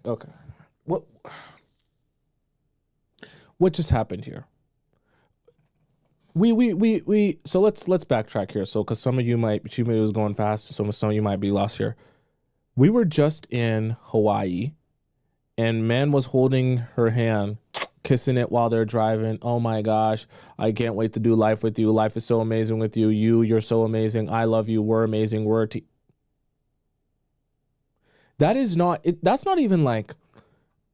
That's not. I don't even want to say that. That's not just weird. Like, that's like almost like personality switch. Weird type of. Because to say I'd rather unalive myself than meet your mom. Her mom is the same person that raised her, that birthed her. You're saying that she's so amazing, you want to be a team, and that's not even like. Okay. Now I'm even questioning the sanity of the guy, because that's not even something you say when you're even just trying to regularly play a girl. That's almost like something you say when when you hate someone. Like, it's almost like he hate, like, something within him. It's like actual hatred for her, because you don't even say that to someone that, like, you're just trying to play her. You know what I mean? Like what? Why would you? What? And he continued to send me a couple of texts saying, like, we've talked about this. I don't understand why you would suggest that. And there was a miscommunication. He thought I was asking to get dinner with his parents, which, like I said, family situation, bad. I'm not going to touch it. Not going to talk about it. And I texted him back and I said, no, I meant getting dinner like my parents. I would never want to, like, impede on your family, and I would never force, like, a relationship that's not there. That's not my place. Like, I didn't, and I apologize. I said, I'm sorry. I didn't mean that. Oh, so he thought she was referring to meeting his parents, and she was referring to meeting her own parents. So that's why he said he'd rather unalive himself. Here's the other thing too, because maybe she mentioned it at the beginning, but I just didn't catch it. Very, very, I'm not going to tell you what you should or shouldn't do, but definitely look into guys who have no relationship with their parents. Just look into it, because it's another one of those things, kind of like, when someone says all their exes are bad, where, yeah, you could have an ex that is kind of like, a weirdo or a strange person. But when you start getting into, like, everyone around me is the problem, then we know who the real problem is. Laughs it off. Said, oh, haha, sorry, you know how I am with my family. I misread, like, trying to brush it off. And I just kind of let it go. But the more I sat with this, the more it bothered me that he would speak to me that way. So I just simply communicated that. I said, hey, I know you really didn't mean it that way, and that your family is touchy, but I really didn't appreciate how you spoke to me. It made me feel like I did something wrong, and I didn't. And also, even if I had suggested dinner with your parents, you don't share all the information with me regarding them. So I don't really know what to do with that. And you can't treat me as if I have all the information and suggest these things. Like, I simply just set a boundary. And he just leaves me on red. And I don't hear from him at all through the evening. I don't hear from him until the next morning. And I like looking at his location just to like see what he's doing, not even thinking anything of it. And I see he's at Second Rodeo, another like saloon bar that's down in the Fort Worth area. And then I see that he's in some random apartment complex in Plano, Texas. I'm sorry, I don't really know how to pronounce the towns. I just noticed that he's at like a random apartment at like 3 a.m. But I just assumed that he was with his friends. Right. See, even if he was with his friends, though, his friends who are single looking to mingle with other amazing Texas women, right? See how that doesn't work out well? I made this like 20-part series because we haven't even gotten to why I'm here on your For You page and why my videos have been blowing up. If you haven't seen the other parts, you should go watch them. I put them in a playlist on my page. You can just scroll through. Everything is there. If you need a refresher, this is who we're talking about. My ex-boyfriend who lives in the Dallas-Fort Worth area, who I've known for over 20 years of my life. To figure out where we're on the timeline, this next part of the story happened about 2.5, 3 weeks ago, so we're getting pretty close to present day. And it's just really bad all around. Like, we're FaceTiming, the FaceTime calls are dry, bland, not really talking about a lot. I was having a hard time at my job, he's having a hard time at his job. We're going back and forth. I'm like kind of asking if everything's okay. He tells me everything's fine. Deep down, I knew that I was losing him. Like, worst feeling ever. Didn't want to admit it. Didn't want to push him away, but also didn't want to sit in anxiety with no answers. So I was very strategic about when I brought certain things up. One of our FaceTime calls, he tells me that he's considering going back into the military. I don't want to talk about that aspect. Just know that he was considering going back into the military and he's about to age out of the military. So the first thing I said when he told me this was, if now's your chance, I think you should do it, because if it's your dream, you should do it. And he goes into this whole thing about how he would never drag me through military life, how it's like really hard. There's a 90% divorce rate, like throwing all of these statistics at me that made me like really nervous. And I didn't want to say like, I'll follow you around wherever, because I need to figure stuff out in my life first. But he's basically framing it up in a way of he's doing me a favor and he would never want to put me through that hardship, which seemed really admirable.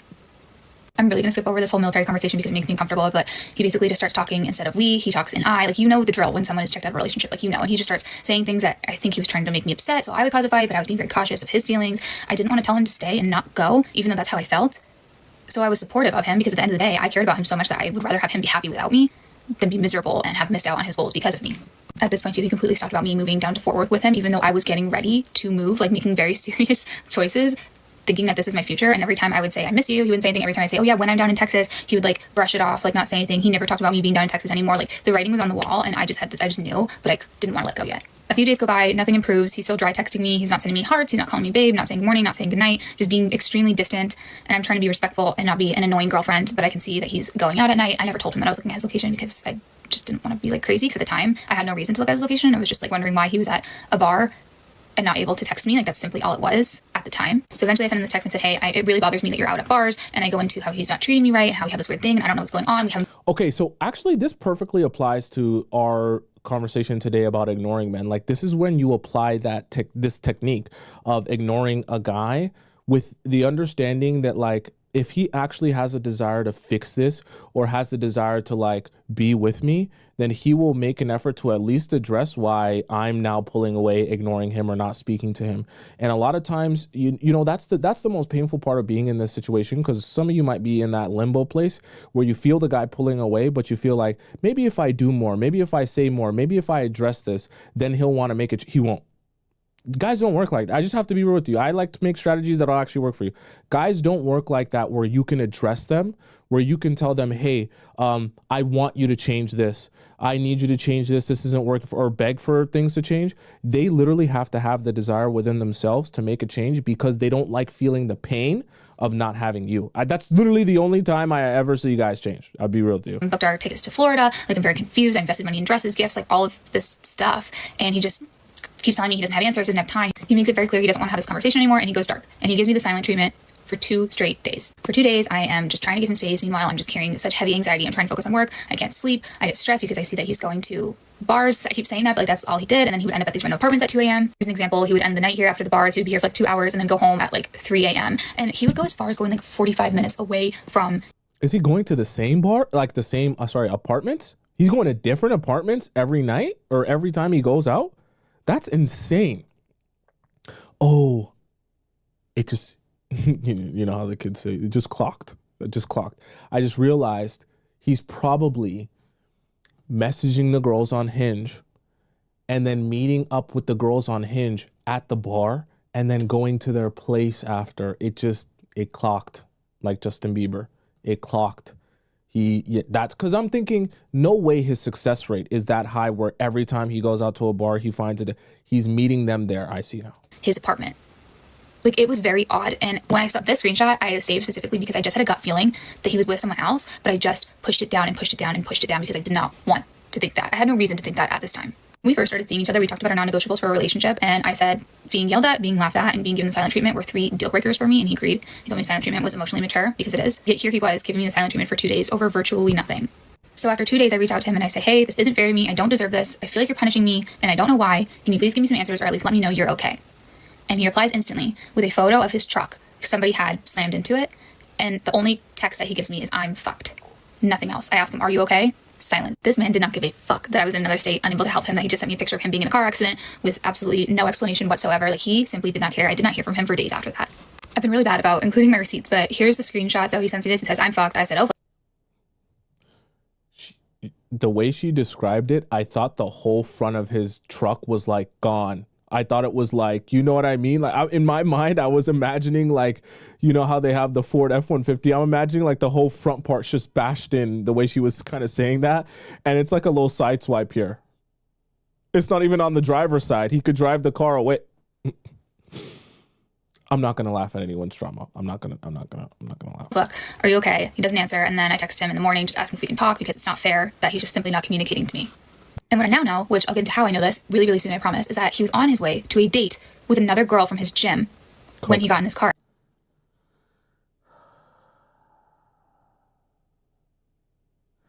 Okay, so, you know, I'm not gonna make fun of the dating apps, but you see, this is why I don't like the dating apps though. Because meeting the guy on the dating app sounds good in theory, but it sounds like what we're dealing with is what I call a serial swiper. Okay? Serial swiper happens sometimes with men, where the same way you can be addicted to social media or addicted to your phone, where you're always on it, there are some men, even women to be honest, that are serial swipers, where they're addicted to the act of swiping and matching with people and talking to a new person on the dating app consistently. So they're always swiping, always going out on dates. There's no real intention there to actually be with any of those girls. The guys just like the feeling of every day a new girl. Every single day a new girl, or every single week, you know, 2 or 3 new girls, to the point where it's like a game. You know what I mean? Like, they'll almost build a system how they talk to girls.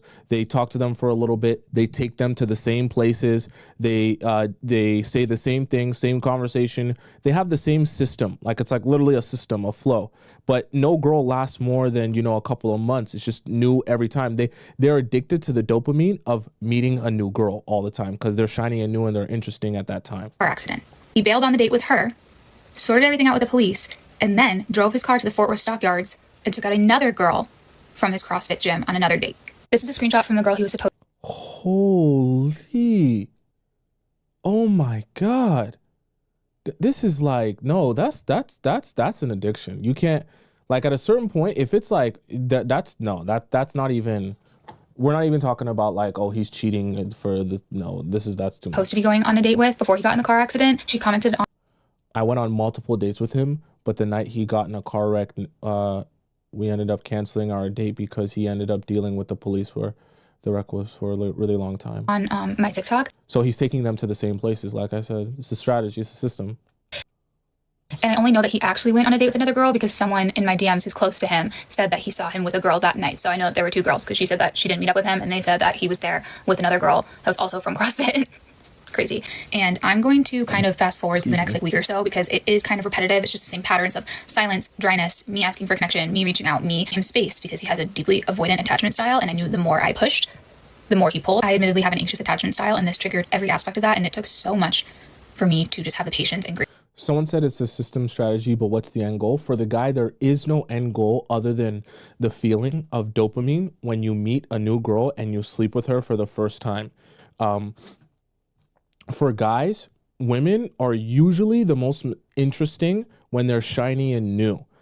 Because you haven't slept with her, you haven't experienced her. So that's when he's the most excited to meet a new girl. That's when he gets the feeling of accomplishment of sleeping with that girl for the first time. After that, she's no longer shiny and new. It's not as novel or special to guys that are in that serial dating, serial swiping mindset. So the goal is get a new girl every single week. So I always have the same dopamine. It's like a phone addiction. Grace and like not say the things I actually wanted to say. And I did have a couple moments that were my best, but nothing major. We basically just go the rest of the week not really talking. Every time we have contact, it's me reaching out and him either talking to me as if nothing else is going on. Like he'd be like, oh yeah, I'm golfing with my buddies today. To the point where I just said, like, I need you to FaceTime me right now and we need to sort this out for real. I am glossing over all of the personal details, again, for the sake of time, and having to relive it is difficult. But the few days leading up to this FaceTime call, which was our breakup, and I'll get into that, I was just inconsolable, like crying in the shower, sitting down in the shower, like sobbing every night into my pillow. Like, I'm not saying that to be what was me. I'm just saying that this sent me into such a bad place. And this man did not care. To be fair, he did not know, but he did not make the effort to know. I FaceTime him and he's just talking about his work and his job and blah, blah, blah. And I cut him off and I just said, I need you to give it to me straight. What's the deal with the weddings? Are we together? Are we not? Like I need you to tell me point blank to my face and why. And he basically breaks up with me. He does break up with me, I guess, vaguely, and gives me a non-answer about how it's not you, it's me. He tried to go into, I need to love myself, which I cut him off very quickly. And I said, I've never depended on you for self-love. I do not need you here. I want you here. And I've never done anything that would ever suggest I am dependent on you for self-love. He tried to pull out basically every cliche in the book and ultimately just decided that he doesn't know where he's going with his life right now. The situation with his car sent him into a spiral. He's now in debt. His job is going badly. Just like all of this like perfect storm stuff. And I was really sympathetic to that. And he broke up with me. And we ended the conversation by saying that I was no longer going to the Why are you saying that you're really sympathetic to that? I hope you're not about to say, so then I went back to him. Wedding in Tampa with him, and that we would meet up before Memorial Day weekend when he was back in New England before his brother's wedding, and that I could potentially go to his brother's wedding with him if I wanted to be there. And the Memorial Day weekend when he was back I was no longer going to the wedding in Tampa with him, and that we would meet up before Memorial Day weekend, saying that I was no longer going to the wedding. He broke up with me. And we ended the conversation by saying that I was no longer going to the wedding in Tampa with him, and that we would meet up before Memorial Day weekend when he was back in New England before his brother's wedding.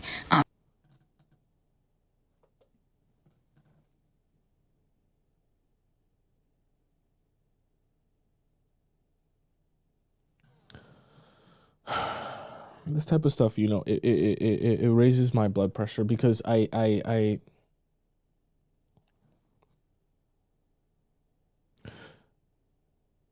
get it. We all go through things.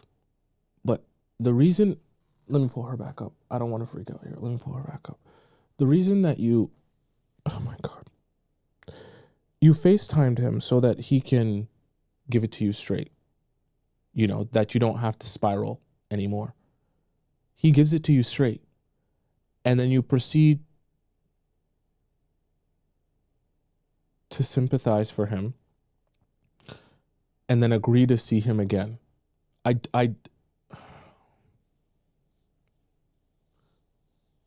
want to be on your side. I really do. I really do. But I don't, when you finally get your answer, I don't understand. Maybe she'll explain. And that I could potentially go to his brother's wedding with him if I wanted to be there. And the last thing I told him on that FaceTime call was, I know that now you're technically single. I just want you to know, if you so much as get someone's number, kiss someone, hook up with someone, I will not be able to pursue this any further. And I'm not saying that as a threat. I'm saying that if you do something like that, I know about it and we get back together, I will not be able to let it go. And you don't deserve that. And I don't deserve to be in that position. And then you don't deserve to have it thrown in your face if I decide to get back together with you. Like, you guys know what I mean? And he assured me that there was nobody else. It wasn't about the weddings. He has no intentions of finding another date, and that it's just about him and he just needs to sort out his shit. This was our text exchange right after we kind of sort of broke up. Like, he broke up with me, but we were still in contact and we had decided. Let's look at this.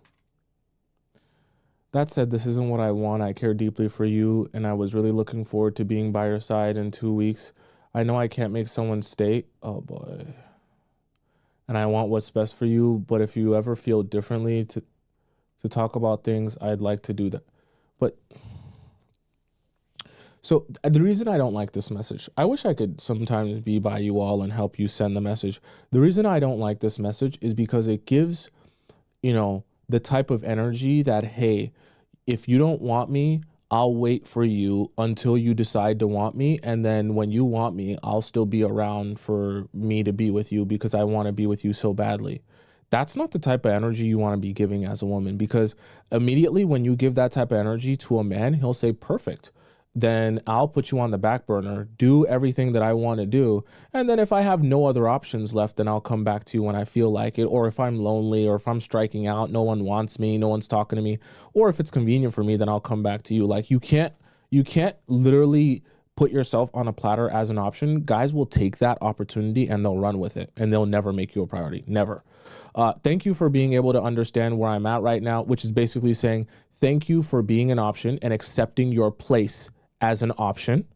I appreciate now that you know your place to not be my priority. That's what actually that sentence means.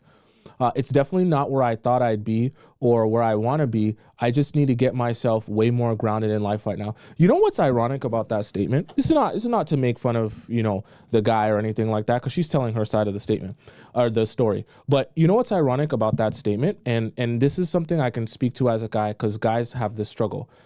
Lust is taking such crazy control over him in his life, if what she's saying is true, that it's not a surprise that he's not in the position that he wants to be in. There's a very spiritual side to, relationships and love, and especially lust as it relates to men.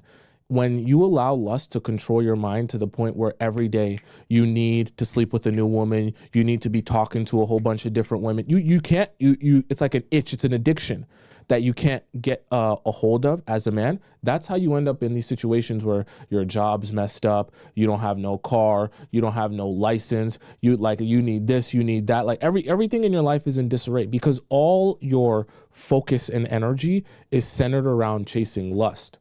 As a man, I'm telling you this. So that's why I say, quite interesting that he continues to talk about how in disarray his life is, how he has no direction, but it seems like the only thing he's able to focus on a consistent basis is lust, or chasing lust, going out to the club, going to a girl's place, being on Hinge, meeting up with another girl, going out on another date, right? So it's crazy how that works.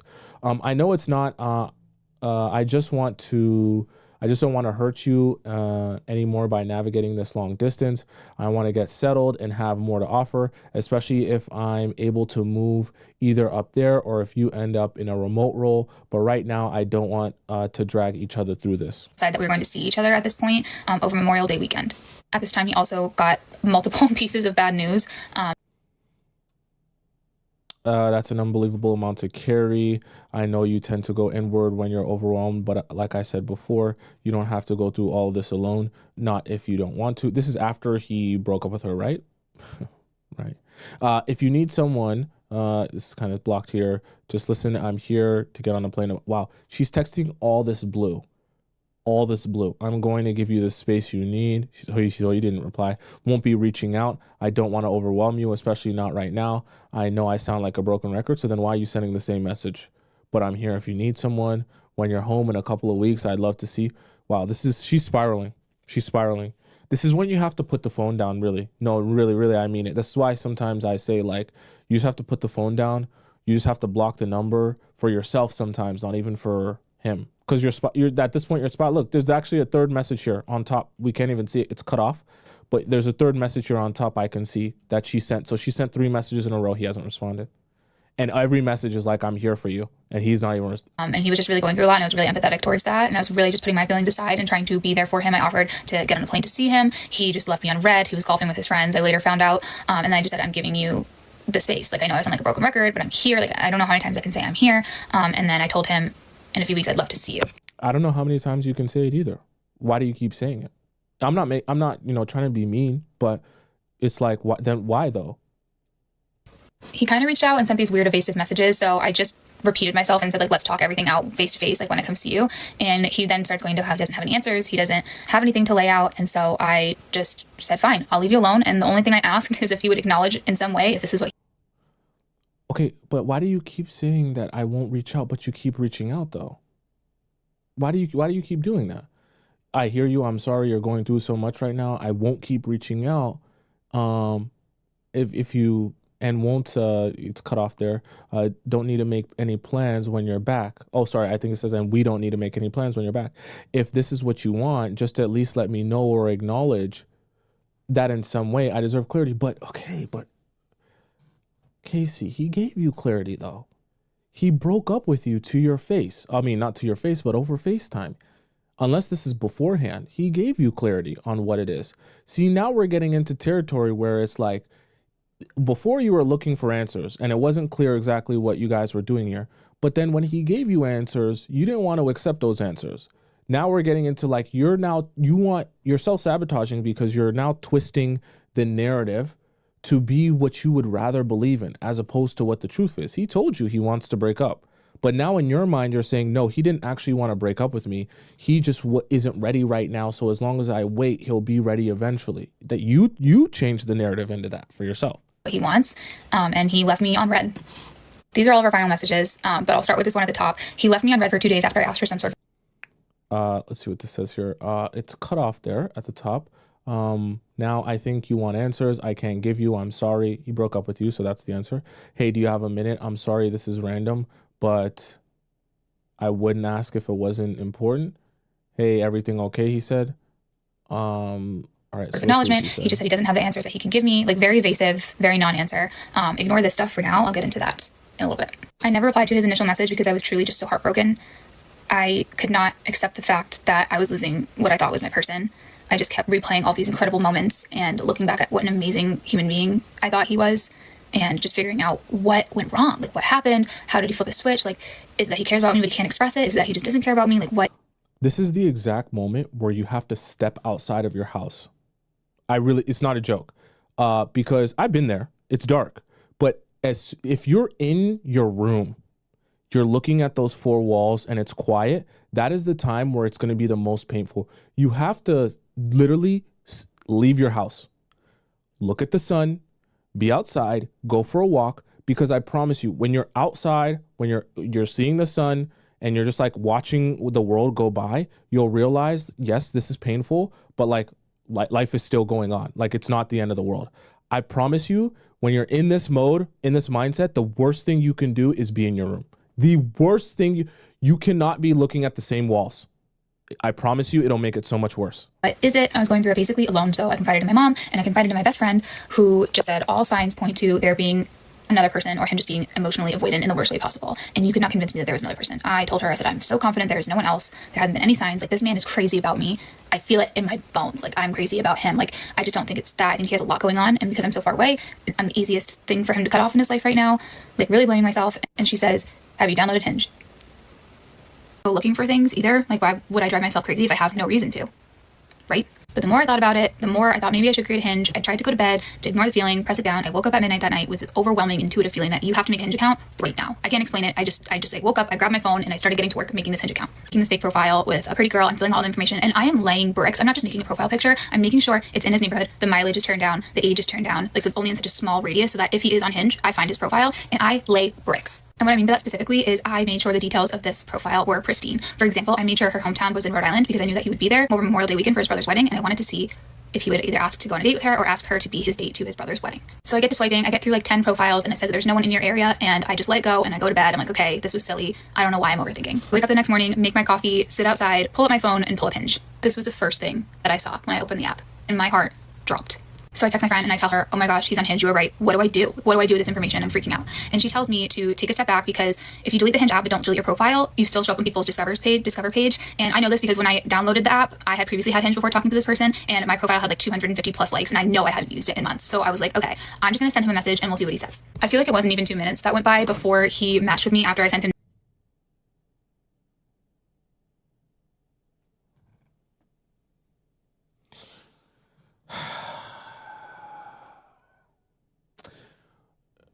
We're in a very dark place when we're messaging our once boyfriend, now ex, as a different person on Hinge. We're in a very, very, very dark place. Very dark. At that point, I don't even, you can't even call this a cry. I don't know what we would call this, because you guys are broken up. So here's the problem with this, right?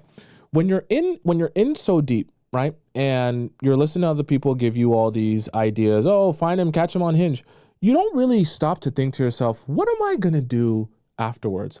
Or what is my desired outcome? I love talking about desired outcomes, because here, let's ask ourselves, what is the desired outcome here? Let's say you do catch him on Hinge here, which you did, and you have a conversation with him, which you are having a conversation as another girl with your ex. Sure. What is the desired outcome? You will talk to him and discover what? Is she hoping to discover that he was talking to another girl? Because he can get out of this by saying, I downloaded this after we broke up. Or he can get out of this by saying, oh, well, am I not allowed to talk to other girls after we break up? What's the problem with that? I thought you were someone else. Or he can just gaslight and say, oh my gosh, you're so crazy for downloading Hinge and talking to me off a fake profile. That's so weird. In this message, and he immediately messages this girl. Her name is Elle. That's the name that I gave. Just, FYI, someone that wants to go dancing, travel the world and work out together. P.S. allergic to cats. So this is what his Hinge prompt is. Interesting. Her. And if you notice, the first thing that he brings up is how on hell did you end up here from Rhode Island? So I make up this little backstory. One of my friends has been down here, needed a roommate, been here for about 6 months, and I love it. I ask him about the here from Rhode Island. So I make up this little backstory. One of my friends has been down here, needed a roommate, been here for about 6 months, and I love it. I ask him about the school that he went to and if he's from New England originally. He immediately says that's pretty spontaneous. He was always talking about being spontaneous and spontaneity and being the runaway child. And a few things to note in this message is that he immediately asks me what I do for work and if it allows me to relocate easily. And then he comments that he has a huge wedding in Providence next weekend and immediately asks this girl to fly home and be his +1. He knew he was going to bring up the wedding or the fact that I live. Wow. How many messages in? I mean, maybe she's skipping some messages, but are we literally like 4 or 5 messages in on Hinge and he's asking wow. Wow. To come to wow. I don't know. Providence next weekend and immediately asks this girl to fly home and be his +1. He knew he was going to bring up the wedding or the fact that I lived in Rhode Island and wanted to meet up. I consider myself to be pretty spur of the moment. I work in marketing. I'm an account manager for a small beauty brand. Memorial Day weekend. I did not expect him to ask a literal stranger on the second message that he ever sent to her to be his date to his brother's wedding. So I just said I consider myself to be spur of the moment because I knew he'd like that. I make up that I work in marketing, and then I say, this is insane, but I'm going to be home for Memorial Day weekend. Weddings are so fun. I find it hard to believe you don't already have a date. He then again asks if she's fully remote. This is important for a later message. He then asks if she would like to come to his brother's wedding with him. He said he'll be in the wedding party, but he'll be able to help out the bride and groom while also being attentive to her, and that he'd love to have her there. And this was like a punch to the gut because I, as Casey, was supposed to be at that wedding. His family. I love New England, but I'm generally so happy with the weather down here. I love that. May I have your number? This is very twisted. He knew, and I know that because I talked to his father at one point. Like, his family knew about me and about our relationship. I don't know if they knew everything else. I really hope not. And I'm just going to not think about that. So I make up a job that says I'm able to be fully remote. And then I tell him that I actually have a wedding on the Cape in June and I'll be the date to his if he wants to be the date to mine, and that maybe we should meet up first. And at this point, the plan was so innocent. Me and my friend were going to catfish him. We were going to set up a date, and then I was going to show up as Casey because up until... Oh my God. Oh my... I don't know if I can finish this. Bro, like, come on.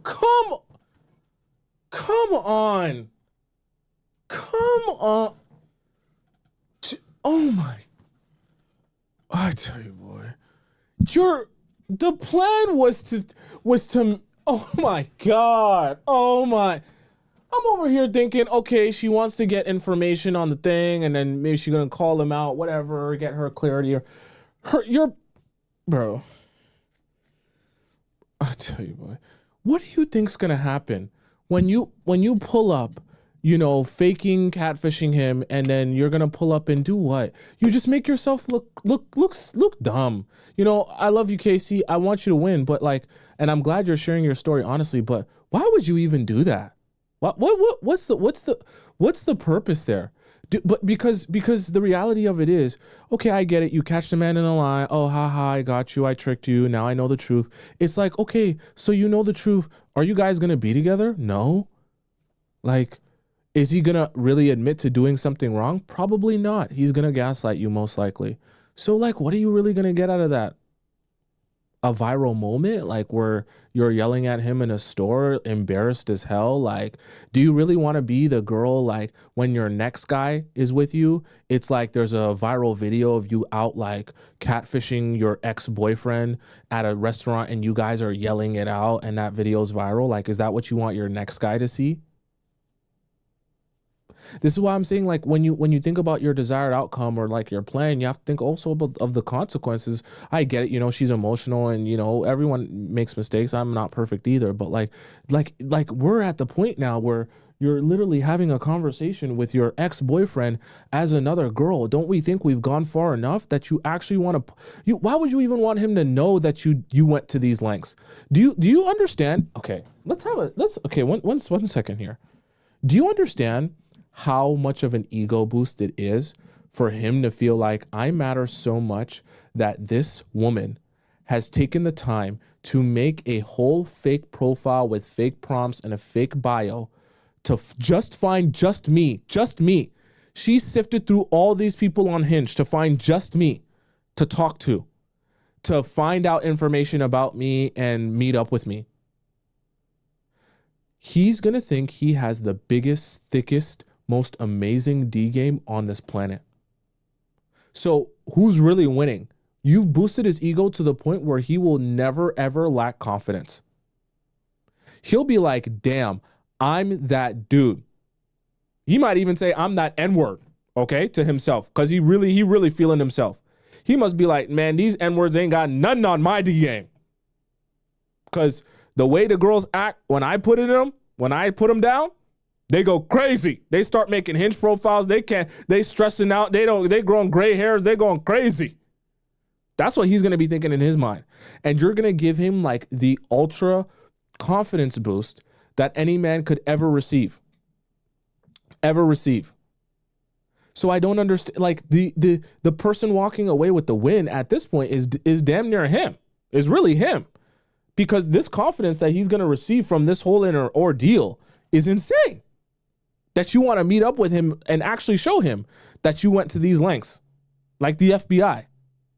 Why, I tell you, boy. Till this entire point in this entire series, I am very well aware that, yeah, there's some weirdness going on, but this is a black and white relationship of like boy cheats on girl and nothing super serious has happened yet. So just take that for what it is. He asked if he can have this girl's number. I play it off and I just say, I don't want to give you my number yet. I've had some weird experiences. Let's get to know each other first. So he tells me a little bit about himself. Nobody cares about that, so I'm going to skip over it. And he starts going into that he's flying out for a different wedding. He's going to be back on Monday or Tuesday before he goes back to New England and wants to meet me in Fort Worth first. He says he's officiating this wedding, that it's in Tampa. Can you imagine meeting your boyfriend for the second time? It's on Thursday. It's extremely formal, all black, on the water, and figures it would be too spontaneous to take me to this one. I keep the conversation going, and then I start trying to pivot into, why are you on Hinge? I tell him he's so handsome, and he seems really cool, and I can't believe he's looking for a long-term connection, because that's what his profile said. I was like, there has to be more to the story. You're too perfect. I say, wow, another wedding. I tell him, don't tempt me with a good time. And then unfortunately, then I'm flying home on Sunday, so I can't meet him in Fort Worth. And then I'm visiting some friends in Boston before heading home to Rhode Island. He replies back and said that there is a catch, that he's going back into the military. I'm going to redact some of this just because it's very specific, and that's not the goal of this whatsoever. But that he's still looking for a long-term relationship or life partner, and he doesn't know if he'll ever find someone that's going to be willing to go with him wherever the military sends him. And from what I've seen, I believe that this is a copy-paste message that he has sent to multiple people, and I'll tell you more about that in a little bit. Then he says the wedding he's officiating is this Thursday, the one in Florida. So if you have a long black dress and want to FaceTime me first, it's not too late. I'd book you a flight. I need a dance partner. This crushed my soul when I read it. But not as much as it crushed me when I saw this. So I don't have the screenshot, but I sent a message before and I said, if you don't mind, I'd love to know a little bit about you, not to waste time. When was your last relationship and why did it end? And he says that it ended a little over a year ago. Healthy relationship. She wasn't a bad person. She just acted different when she drank and he didn't like that. Yada, yada, yada. This is not true. Huh? Not true in what? Okay, let's go on. By the way, when I saw this as Casey, I felt heartbroken. He was dating me, I believe, up until like a day or two prior to this point, and he told me this exact script when we first started talking, when I told you, when I asked about being physically intimate. He said the last person he was physically intimate was about a year ago. This just did not add up, and I lost my mind. I just want to clear something. I would love to know about the drinking part. Is she is there any truth there or no? Interesting. Before I get started, I was never engaged or about to marry this person. The title from the series was inspired by Lisa Tisa's series, Who the Fuck Did I Marry? Definitely go watch her content. I just thought that everyone was as chronically online as me and would get the reference. I was not trying to rip her off, and I was not going to marry this person. Thank God. I just really thought that this was my person, and I thought someday that we would get married. We talked about getting married all the time. He said he wanted to marry me. If you've seen all the other parts, you know what I'm saying. Just as a reminder, this is who we're talking about. My boyfriend of the past few months. We have been in contact since Thanksgiving, and we're dating up until about a week or so ago. My best friend asks if I've looked for him on Hinge. She offers to like use her profile to find him on Hinge. I swear up and down, like, no, there's no way, no feelings. Like, you know, I told her like I have absolutely no interest in doing that. I'm not gonna go looking for things either. Like, why would I drive myself crazy if I have no reason to? Right? But the more I thought about it, the more I thought maybe I should create a Hinge. I tried to go to bed to ignore this is here from Rhode Island. So I make up this little backstory. One of my friends has been down here, needed a roommate, been here for about 6 months, and I love it. I ask him about the school that he went to and if he's from New England originally. He immediately says that's pretty spontaneous. He was always talking about being Wait, and was figures it would be too spontaneous to take a copy paste message that he has sent to multiple people. And I'll tell you, this is not true, by the way. When I saw this as Casey, I felt heartbroken. He was dating me, I believe, up until like a day or two prior to this point, and he told me this exact script when we first started talking, when I told you, when I asked you about being physically intimate. He said the last person he was physically intimate was about a year ago. This just did not add up, and I lost my mind. Unfortunately, I decided to take down my Who the F Did I Think I Was Going to Marry series. I heard from the person who the series was about. They sent me an email with what I'm fairly confident is a fake cease and desist letter. However, they found the emails of my family members, also sent it to them, and it's just getting a little out of hand. And I decided for now, the best thing to do is just take down the videos of this person's face and the comments with this person's name, just to avoid any further action or hearing from them. This is the letter. I'm not saying it's not totally valid, but I don't think it's a formal cease and desist. There's no sign of an attorney. It just says on behalf of this person's name. The email that he sent it to me in also just said, do not reply. And the grammar was improper, so take that for what you will. I technically still am within the 48-hour window if I want to keep the videos up until 10 p.m. Eastern time tonight. I've been going back and forth with this all day because this person has already taken so much from me in terms of my ability to love and trust, affecting my mental health, potentially affecting my physical health. It bothers me a lot that they're now trying to take away my voice and my right to share my very real experiences with this person. I believe the only reason that this person reached out to me is because he just wants everything wiped. I think that he didn't realize how much of a platform I had, my ability to use it, and that all of this would just go crazy viral. And the only reason that all of this went viral, by the way, is not because I talked about what happened, because in my original video, I didn't talk about what happened, but people knew who he was. They knew this person. They recognized the photos. I am of the belief that this person really just brought this on themselves, and they're not sorry. They're not sorry that they got caught. They're continuing to do what they're doing. They just don't want any evidence of it. Who the F Did I Think I Was Going to Marry series was laying the groundwork for the bigger problem. Before the series got taken down, everything that I had shared was simply just about my experience with this person, and really was just a story of a relationship that ended and he was on Hinge after, and like that really sucked. I never got to explain why I chose to bring this to social media in the first place, but I'm gonna do it right now. When I posted my video saying, never mind, he was on Hinge, I thought that was just a silly joke. It was a coping mechanism for me. I just put it out on the internet. I could have never imagined that when I went to bed that night and woke up to that video having almost 1 million views, that it would be flooded and filled with comments, and my DMs would be full of people saying they know this person, they recognize this person, they have been on dates with this person has approached them, they've had other experiences with this person, including being in a relationship with this person, having physical relations with this person. I was shocked. And it just kept getting worse. This goes way beyond a story of my boyfriend was unfaithful to me and talking to a couple other women in our relationship. This man was juggling dozens and dozens of women, I believe, at the same time. I do not know how he had time for this. I do not know how he did this. Everyone I tell this to has no idea. This goes so beyond just a problem with me. Lust. This is a problem. This is a problem for men. If I ever had a men's show, we'd be talking lust. Lust is an addiction. It's to, like, there's nothing wrong obviously being horned up as a man, but this is like a lust addiction where it's like you just get to the point where I'll be honest with you, chat. Like I know some guys like this, like, and it's even as a guy, it's puzzling to me because they'll talk to so many girls at the same time that I say the same thing. I'm like, it's literally a full-time job. Like, yeah, talking to 1, 2, 3 girls maybe at once is like whatever. But to actually juggle a relationship with like multiple girls, talk to them, make them all feel like the number one, that is an insane amount of like work ethic that you must have to do that it can only come from an addiction. Because like it's not even, when I tell you, like, I've seen some of these guys in action, like they're copy and pasting messages. They're like trying to like explain, because as you go through this process, right, like you're also going to mess things up. You're going to be in with one girl while you're trying to ignore another girl, while you're trying to make one happy. And so you have to like you have to reorganize stories, change this, change that, make this true, make her believe that. So I'm telling you, I've seen it, the back end of it, and guys are like full-time jobs. But the reason I say that is because no wonder his life was in disarray when lust is such a big part of his zapping his energy, right? He's addicted. I'm talking taking multiple girls out in a day, talking to multiple girls at a time, having multiple physical. Taking multiple girls out in a day, it's a mental addiction. That's not even like a regular, oh, I'm a player type. Multiple girls out, and that's too much. You only have so much free time. You can't even get things done in a situation like that. Partners allegedly, and not disclosing properly that you are with other people and putting people's sexual health at risk. And that is why I am here. That is why I am sharing this story, because it is wrong. If you watched part of my series, you know that something I said in there was when I was physically intimate with this person, we had the conversation of if we were with anyone else. We both said that we were not. This person specifically said that they were not with anyone for a very long time and that they were clean, and reassured me that everything would be fine. I come to find out that that is not true. I'm not saying this person was not clean. I truly don't know any of that. I'm going to take care of myself this week. However, I do know what was not true was that I was not the only person this man was being physically intimate with. My DMs are overflowing with people saying they have had an experience with this person or know someone who has had an experience with this person, whether that's dating, hooking up, getting their phone number at the gym. I am talking friends. I am talking former coworkers. I am talking former coaches. I cannot explain to you how widely this is spread. It is honestly almost unbelievable. I don't even believe it myself. know how this person had the time, the willpower, the energy, or even could think to do this. I am talking perpetually on Hinge, constantly, 24/7. I mentioned that I made a fake profile and caught him on Hinge. So did 4 of my friends. Collectively, there were 4 or 5 profiles of people that he was talking to, having the same conversations with, trying to tell them that woe is me, I'm never going to find a girl who's going to follow me in through the military, yada, yada, yada, inviting them to these weddings, offering to fly them out, just absolutely insane stuff, saying he wants to pursue them, he wants a connection. I can't even get into the details because it is just so horrifying how meticulous and thought out, or maybe there is no thought, just how copy and paste these conversations are of everything else. The situation with me, I was his girlfriend. From what I understand, I was his only girlfriend, and granted, I didn't live in Texas, but I was willing to uproot my life to move to Texas for him. He made me feel like I was the most special woman in the world. I loved this person so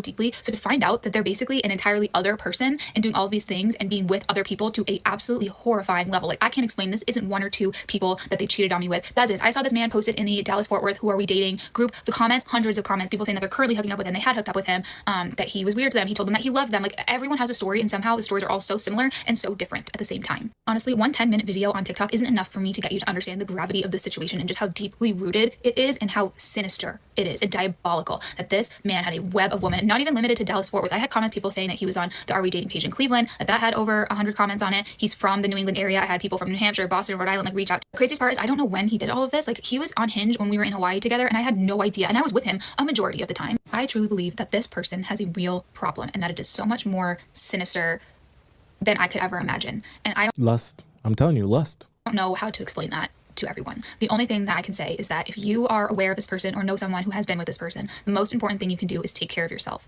I went to the doctor and I took care of myself, if you know what I mean. Make sure that nothing is wrong and stay away from this person. That's the only advice I can give you. And I know that even that won't put a stop to this. There are many other women out there that will probably fall for his charming, kind, like, genuine personality. And Someone said, does he have a job? Here's the thing about lust. I don't want to get too overly spiritual on you guys, but here's the thing about lust. Lust can be like a demon within you.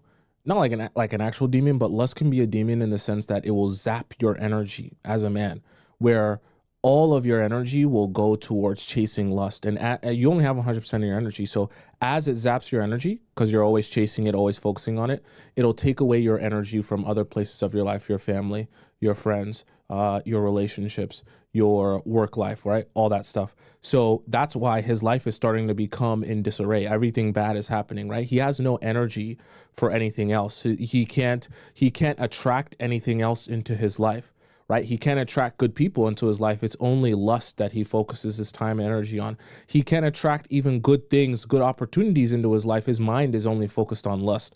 I'm telling you, it sounds very heebie-jeebie, but I'm telling you, that's how it happens. It's like a demon within you. When you can't control yourself, it's all you think about, all you spend your time focusing on. And never know, because honestly, if I never posted my TikTok, I never would have known this. I never would have known that the person that I was with, the person that I was dating, that I thought I was going to spend the rest of my life with, because that's what they told me they wanted, the person that I was going to move halfway across the country for, was being physically intimate with other women and not telling me. I feel disgusting and out of touch with my own body. I can't even explain, like, let alone the heartbreak of this whole situation. I can get over that, and I'll get over this too, but I just don't feel like myself. I feel so violated. I feel like I have to shower multiple times a day, wash my bed sheets every day, like, wear different clothes. Like, I cannot escape the feeling of what this person has done and is still doing. I don't even think that I have even explained or could get someone to understand the severity of the situation unless you are me or my mother or someone close to me who has watched me experience this firsthand. I don't even know if this video makes any sense. If it does, like, I'm so sorry you had to experience this. To the person who caused all of this hurt and hate and made me feel violated and just disgusted, I truly hope that you get help. I know that you won't. I don't know why you did this. I believe it's because you hate women and you hate yourself. But I will take this and I will grow from it and I will be better for it. And I know that you will always be who you are at your core, which is underwhelmingly average in every capacity. There is a screenshot here that I wanted to kind of look at because I was wondering what this was about. I'm just curious what this is about first. I have a separate phone for work, or so he claimed it was for work. My theory is that maybe he had 2 phones. I know that sounds crazy, but so is this entire situation. This is an alleged text conversation between someone who reached out to me and this person. He texts her name question mark, he replies with his name question mark, and he almost immediately asks if she wants to meet up with him at the Stockyards for the Chief game. She says no. The first thing I noticed when this was sent to me was the timestamp, Sunday, January 26th at 4:52 p.m.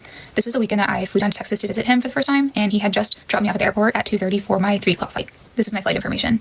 And as if that wasn't unsettling in and of itself, I received a message from another girl with screenshots of the exact same conversation. He messages her name question mark, she says his name question mark, they get to talking, and this was the day before I flew into Fort Worth to visit this man. He even has the audacity to tell her that he's not going to be very communicative this weekend because he's on his way to the airport to pick up his friends for a fun weekend in Texas. He wasn't picking up his friends, he was picking up me. And of course he texted. I love it. So you just put it all together.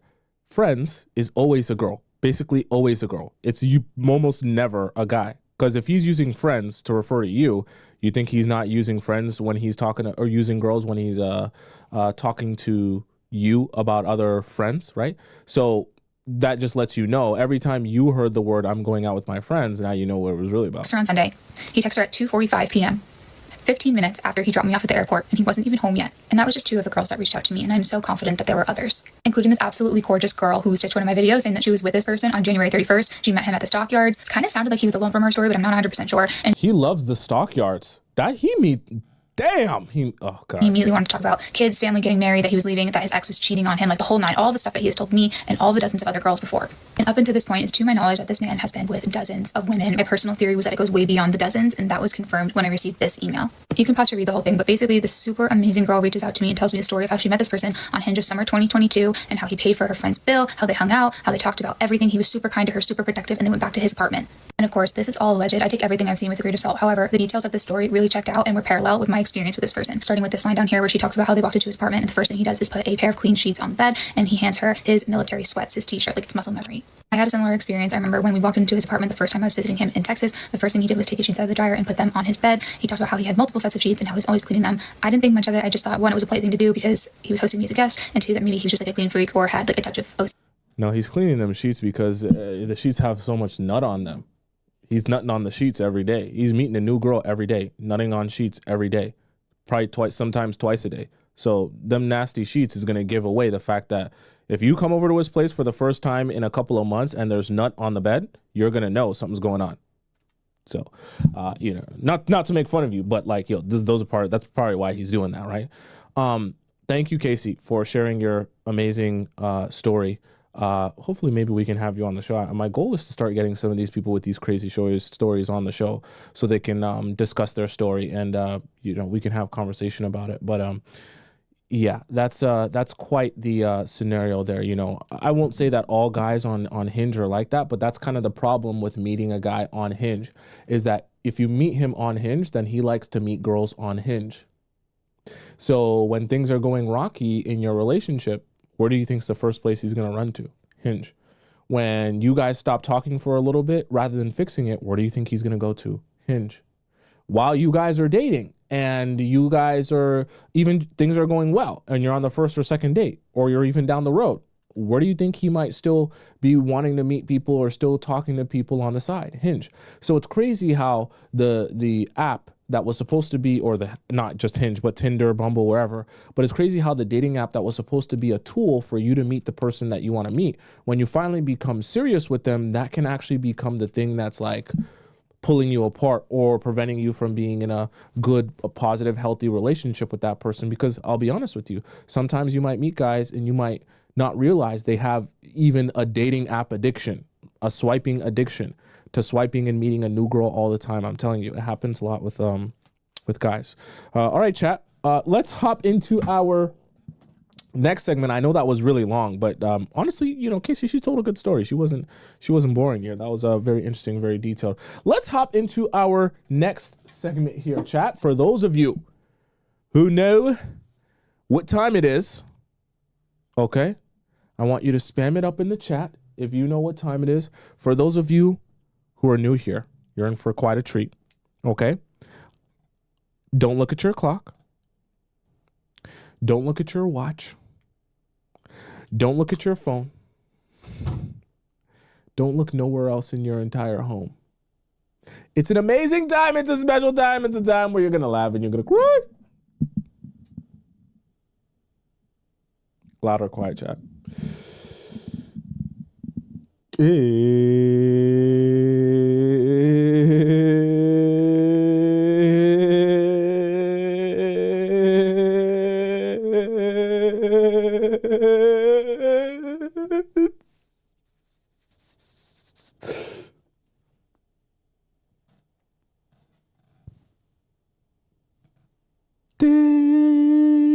Discord time. I did quiet this time, chat. Okay. Let's hop into our Discord section of the show. For those of you who don't know how this works, Discord time is essentially where all the amazing members of our Players Club Discord community get an opportunity to ask me a question about their relationship or their situationship, and I answer it live on the show. Now, it is in the free section. You can send in your question by going to the link in my bio if you're watching this on TikTok, or in my description if you're watching this on YouTube. Click where it says Players Club Discord, and then you can drop your question into our free section, and I'll respond to it on a first come, first serve basis. So obviously you can see there's a lot of questions there. I'm only one person, so it's probably going to take me a few shows to get to your question if you ask it in the free section today. But if you're an impatient person, you don't want to wait for your question to be answered, we also have what we describe as our premium relationship advice forum in our Discord. So the way that you access that is by going to the link in my bio if you're watching on TikTok, or in my description if you're watching on YouTube. Click where it says premium Discord question, and then when you click that link, you'll be able to go into, you'll be able to donate to the show, and then also type in your Discord username and the title of your question. Then when you drop your question in here in our premium section, I skip the line, or I let these people skip the line, and I answer their questions before I go into the queue of the free section. Okay, so think of it like a skip the line pass at a theme park. For those of you who are like impatient, you want to get your question answered right now. Okay. Now the other way to submit your question is if you have a private question for me that you want to ask me because you don't want your information to be read out on the show, you can also ask me a private question. This link is in our Discord here. It's also in the link in my bio on TikTok, or in my description on YouTube. And then you can type your question out once you submit it to me. And then when you submit it to me, I'll respond with a voice message. You'll know it's me because you'll hear my voice, right? So let's hop into our first question of the day. Okay. Our first question of the day comes from Sis. Okay. Let's see what Sis has to say. Okay. Social media. We're just talking about that today. Let me put on my glasses, chat, with my glasses out. Okay. Why does the message start off with when I was 16 years old? Okay. All right. Social media. When I was 16 years old, I was Instagram and TikTok famous off of my looks, and I enjoyed it, and it made me made a lot of money off of it. However, a mixture of creepy DMs, my ex, and my strict family nagging every time I would post made me quit and delete my accounts. Now I have social media PTSD. I haven't had any posts up for 6 years. Okay. And when I do ever post, I archive it a day later. I want to get back into it. However, my sister usually takes pictures of me, and she's in Lebanon while I'm in the US. I told my boyfriend he's not against it, and he said he will use his friend's really nice $8,000 camera to take nice pictures of me, and he will take me to bougie places, but that would make my parents know I travel with him, and they would unalive me if they found out, so I can't really post the places he takes me. He also says he wants to have my Instagram password, and restrict what I'm able to wear in my post.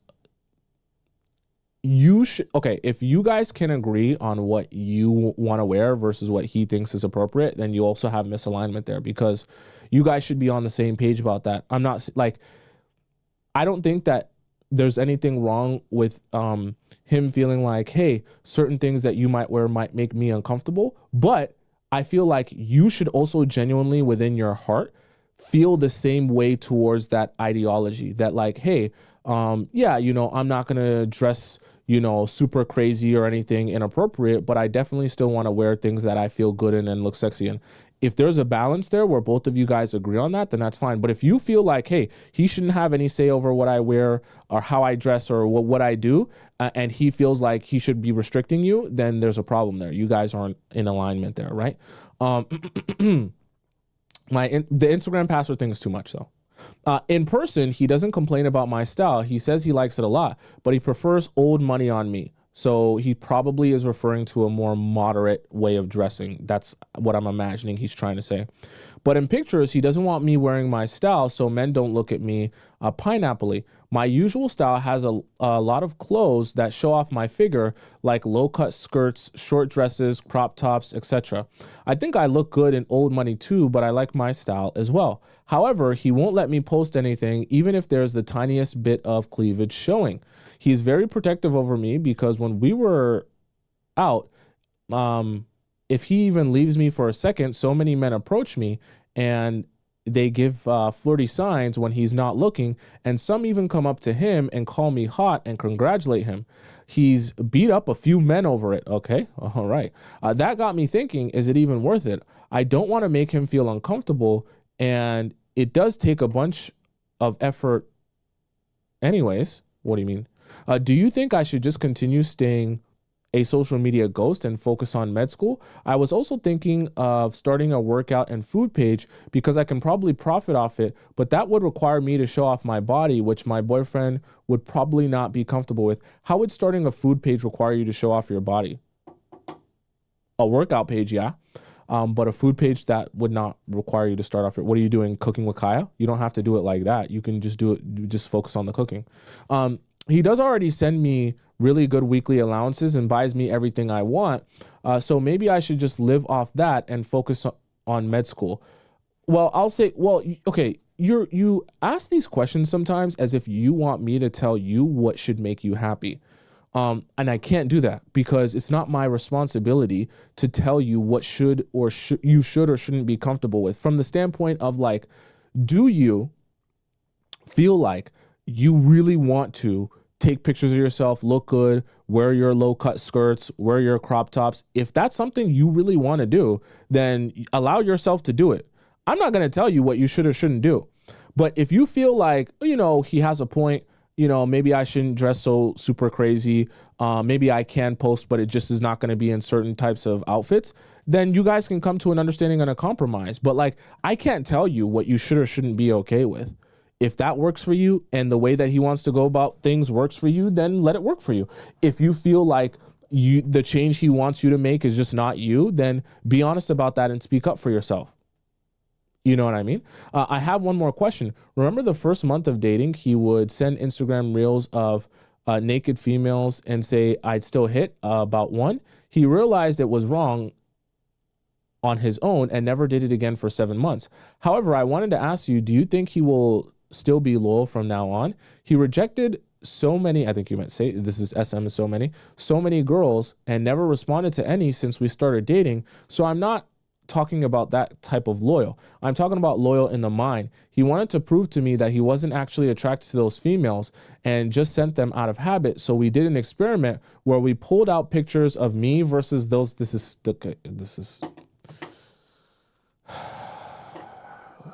Where we pulled out pictures of me versus those girls. He stayed soft to their pictures and immediately got hard to mine. What are we doing here? What are we doing here? What are we doing here? What is this?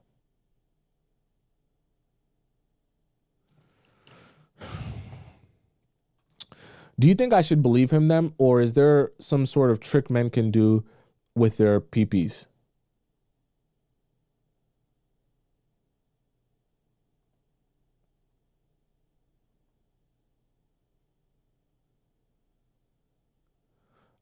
Okay.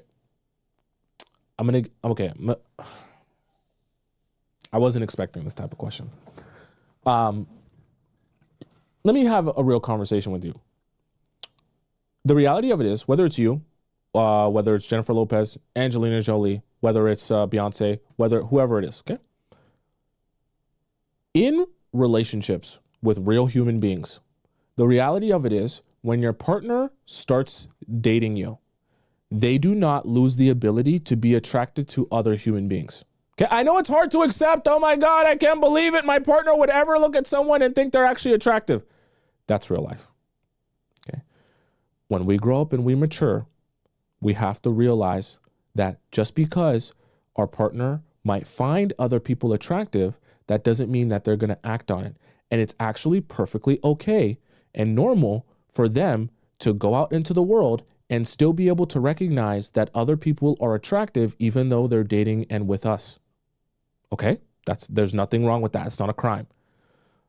The reason I'm saying that is because right now I worry that you're living in a fantasy land where you're so insecure about the idea of your man possibly being attracted to another woman that you're like almost you're doing all these weird tests and experiments to almost like confirm to yourself he has absolutely no attraction to any other woman except for me. That's just unrealistic. Like, he will see other women and be attracted to them. Does that mean he's going to act on it? No. Does that mean that he's going to cheat on you? No, not necessarily. He can have the discipline to recognize this woman is attractive, but I'm still not going to do anything about it, talk to her, be flirty with her, do anything inappropriate just because I find her attractive, right? That's how mature people go about their relationships. So the reason I'm saying that is because I just don't think that, I think that you will always find a reason to be upset if you're thinking, I don't even want my man to even have an idea or a thought to himself that another woman is, I don't even want him to be able to think that other women exist. Like, that's just so unrealistic. That like that's like him saying to you, my expectation is that even if you saw a super attractive guy on Love Island, you wouldn't even possibly be able to notice or recognize that he's attractive. This is ridiculous. That's ridiculous. You don't stop seeing people or understanding what is beauty or attractive or handsome because you're in a relationship. It's just ridiculous. I have strong hatred for such behavior from men. When I bring it up a lot, it upsets him and his effort decreases. It decreases because it's frustrating and ridiculous. The idea that like even what you just did here, so he should see naked women and not get hard to naked women as if his biology, right? His thing doesn't work for other women. It only works for you. That's ridiculous. Of course, like, I'm not saying that should mean that he has a right to cheat or do anything inappropriate, but the idea that like how he's supposed to be built as a man, which is, yes, if he sees an attractive woman, of course, he might get turned on. That's not a crime. Does that mean he has to act on it? No.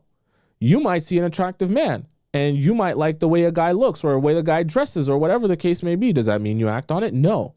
So the reason his effort decreases is because if he feels like he's already doing what he should be doing to be a loyal and good partner to you, and you're still talking about, but you don't do this and you don't do that, it starts to create the opposite effect where rather than feeling like he needs to do more for you, he starts feeling like, well, maybe I should just do nothing. Because even when I try my best to do the best and show her that I'm super like into her and only thinking about her, she still doesn't appreciate it. So why even do anything? Why even reach a level or try to reach a level when she'll just say, oh, but I know you had a singular thought about this one girl that one time. He'll be like, whatever, I'll just be the worst partner ever then, because it's all the same, right? That's where you can beat down a man after a while, where he gets to the point where he just doesn't want to do anything for you. You know what I mean? I just being real with you. I decided why not drop it and be treated like a princess again, so I did.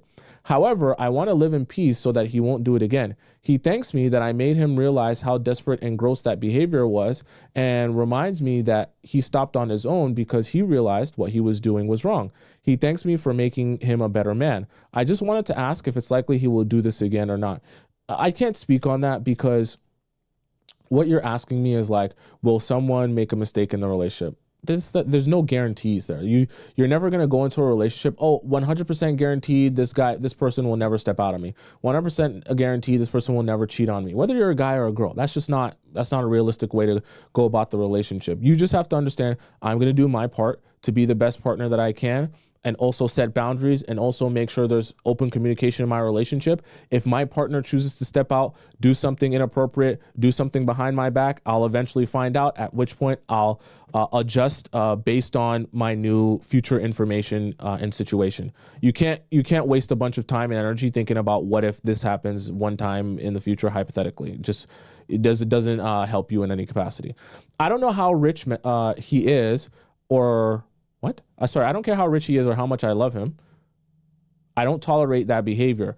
In fact, this is the exact reason I broke up with both my exes, because they were thinking about other women. They would send their friends posts or stories of girls they found hot. Okay, that I can understand.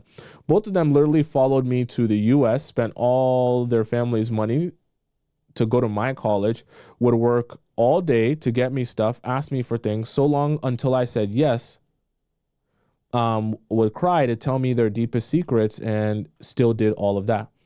I left immediately with both my exes. I realize this is a common thing that Middle Eastern men do.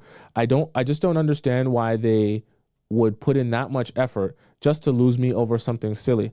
My boyfriend literally asked ChatGPT 2 to 3 years ago how to DM a Lebanese girl when he first saw me, and tried to find me ever since he saw me. I didn't have a social media account, so he would go to the gym every day at all times of the day to find me. But I had also switched gyms at the time, so he never saw me. Last year, when I got a new Instagram account, he immediately DM'd me and asked me out. My exes also had a similar obsession over me, and I know from mutual friends that they still cry over losing me, and they're both still in love with me. I don't understand what is the drama with these men. Is it difficult to not send pictures of other females to your friends when you're in a relationship? It seems happy to me that they want to share hard ones. That's not really it, but I get what you mean. The reason I haven't broke up with my boyfriend now is because he stopped it on his own, because he's my dream, and because he's my dream man in every other way. He also proved that he was only attracted to me with the soft hard test. That's not what that means, but sure. Sure. I just don't understand why sacrifice all your friends, family, lifetime, energy over me, then mess it up over something that's so easy not to do. You're a man, so I'm guessing it's easier for you to explain. So I wanted to ask you about this phenomenon because I'm genuinely curious. Update, I'm not going to do social media. I just had my first week of medical school, and you're not allowed to post in med school. Really? What? They have a new rule about that? Maybe you're not allowed to post in the hospital? Why would you not be allowed to post just because you go to med school? But anyways, I think you have enough on your plate. I don't think that you need to be doing social media like that, because I do social media, so it's a full-time job. Like it's very difficult to kind of half do it. And what you'll find is that no matter what you want to do, like it's going to take away time and energy from doing what you're supposed to be doing, which is going to med school and graduating med school and becoming a doctor. So I just don't think that it's really that necessary for you to be pouring your energy into it. You'll just end up feeling drained and burned out. And then after a while of doing social media for a bit, you'll get to a point where you just say, I want to take a large break because I have so much other things to focus on, at which point you'll abandon it anyway. So what's the point? Just focus on make the main thing the main thing. I'm not saying that you can't enjoy social media, but I just think the idea of making it like a whole business or a whole job for you, that's just not realistic with med school as well. Like just focus on your one thing. You'll be perfectly fine. But as it relates to the guys with the sending stuff over Instagram and things like that, like we talked about before, it happened before, it was addressed, he apologized for it, he's fixed it. You can't still be thinking about, well, what if he does it one more time in the future? If he does it one more time in the future, you've addressed it, then you break up with him. But you can't be thinking about all these hypothetical scenarios. What if one day he tries to talk to another girl? Let's do the soft hard test so I can make sure he's not. Come on, like you're gonna waste a whole bunch of energy on stuff that doesn't matter, that if it did ever happen, then you address it then. And I just don't think it's relevant. And I think that you're going to end up being so insecure. If you continue down this path, you'll end up being so insecure that you'll stop receiving the princess treatment you were talking about, because like princesses aren't insecure. Princesses aren't looking at what the peasants are doing and worried about them. Princesses aren't showing their man other girls, half-naked girls, to be like, is this going to make you hard or soft? That's just not what princesses do. That's not what queens do. Queens worry about themselves. The peasants worry about the princess and the queen. Okay, do you understand how that works? So think about this as well. Every moment in your relationship you spend talking about other girls, other women, you're putting your man's mind and energy on those other women and other girls. So who's going to end up being the most important person to him is the women that you focus all of your time and energy on with your man. It's almost like you're hypnotizing your man to think about other women as opposed to thinking about yourself. I'm not saying you should never discuss things or address things, but what I'm saying is this extreme emphasis on what he thinks of other women is unnecessary, because I don't think his focus is on other women. I think it's on you. And if it ever is on other women, then you should just leave him. Very simple. Okay. Our next question here comes from God's favorite child. Let's see here. God's favorite child says, he asked me to make more time. Interesting.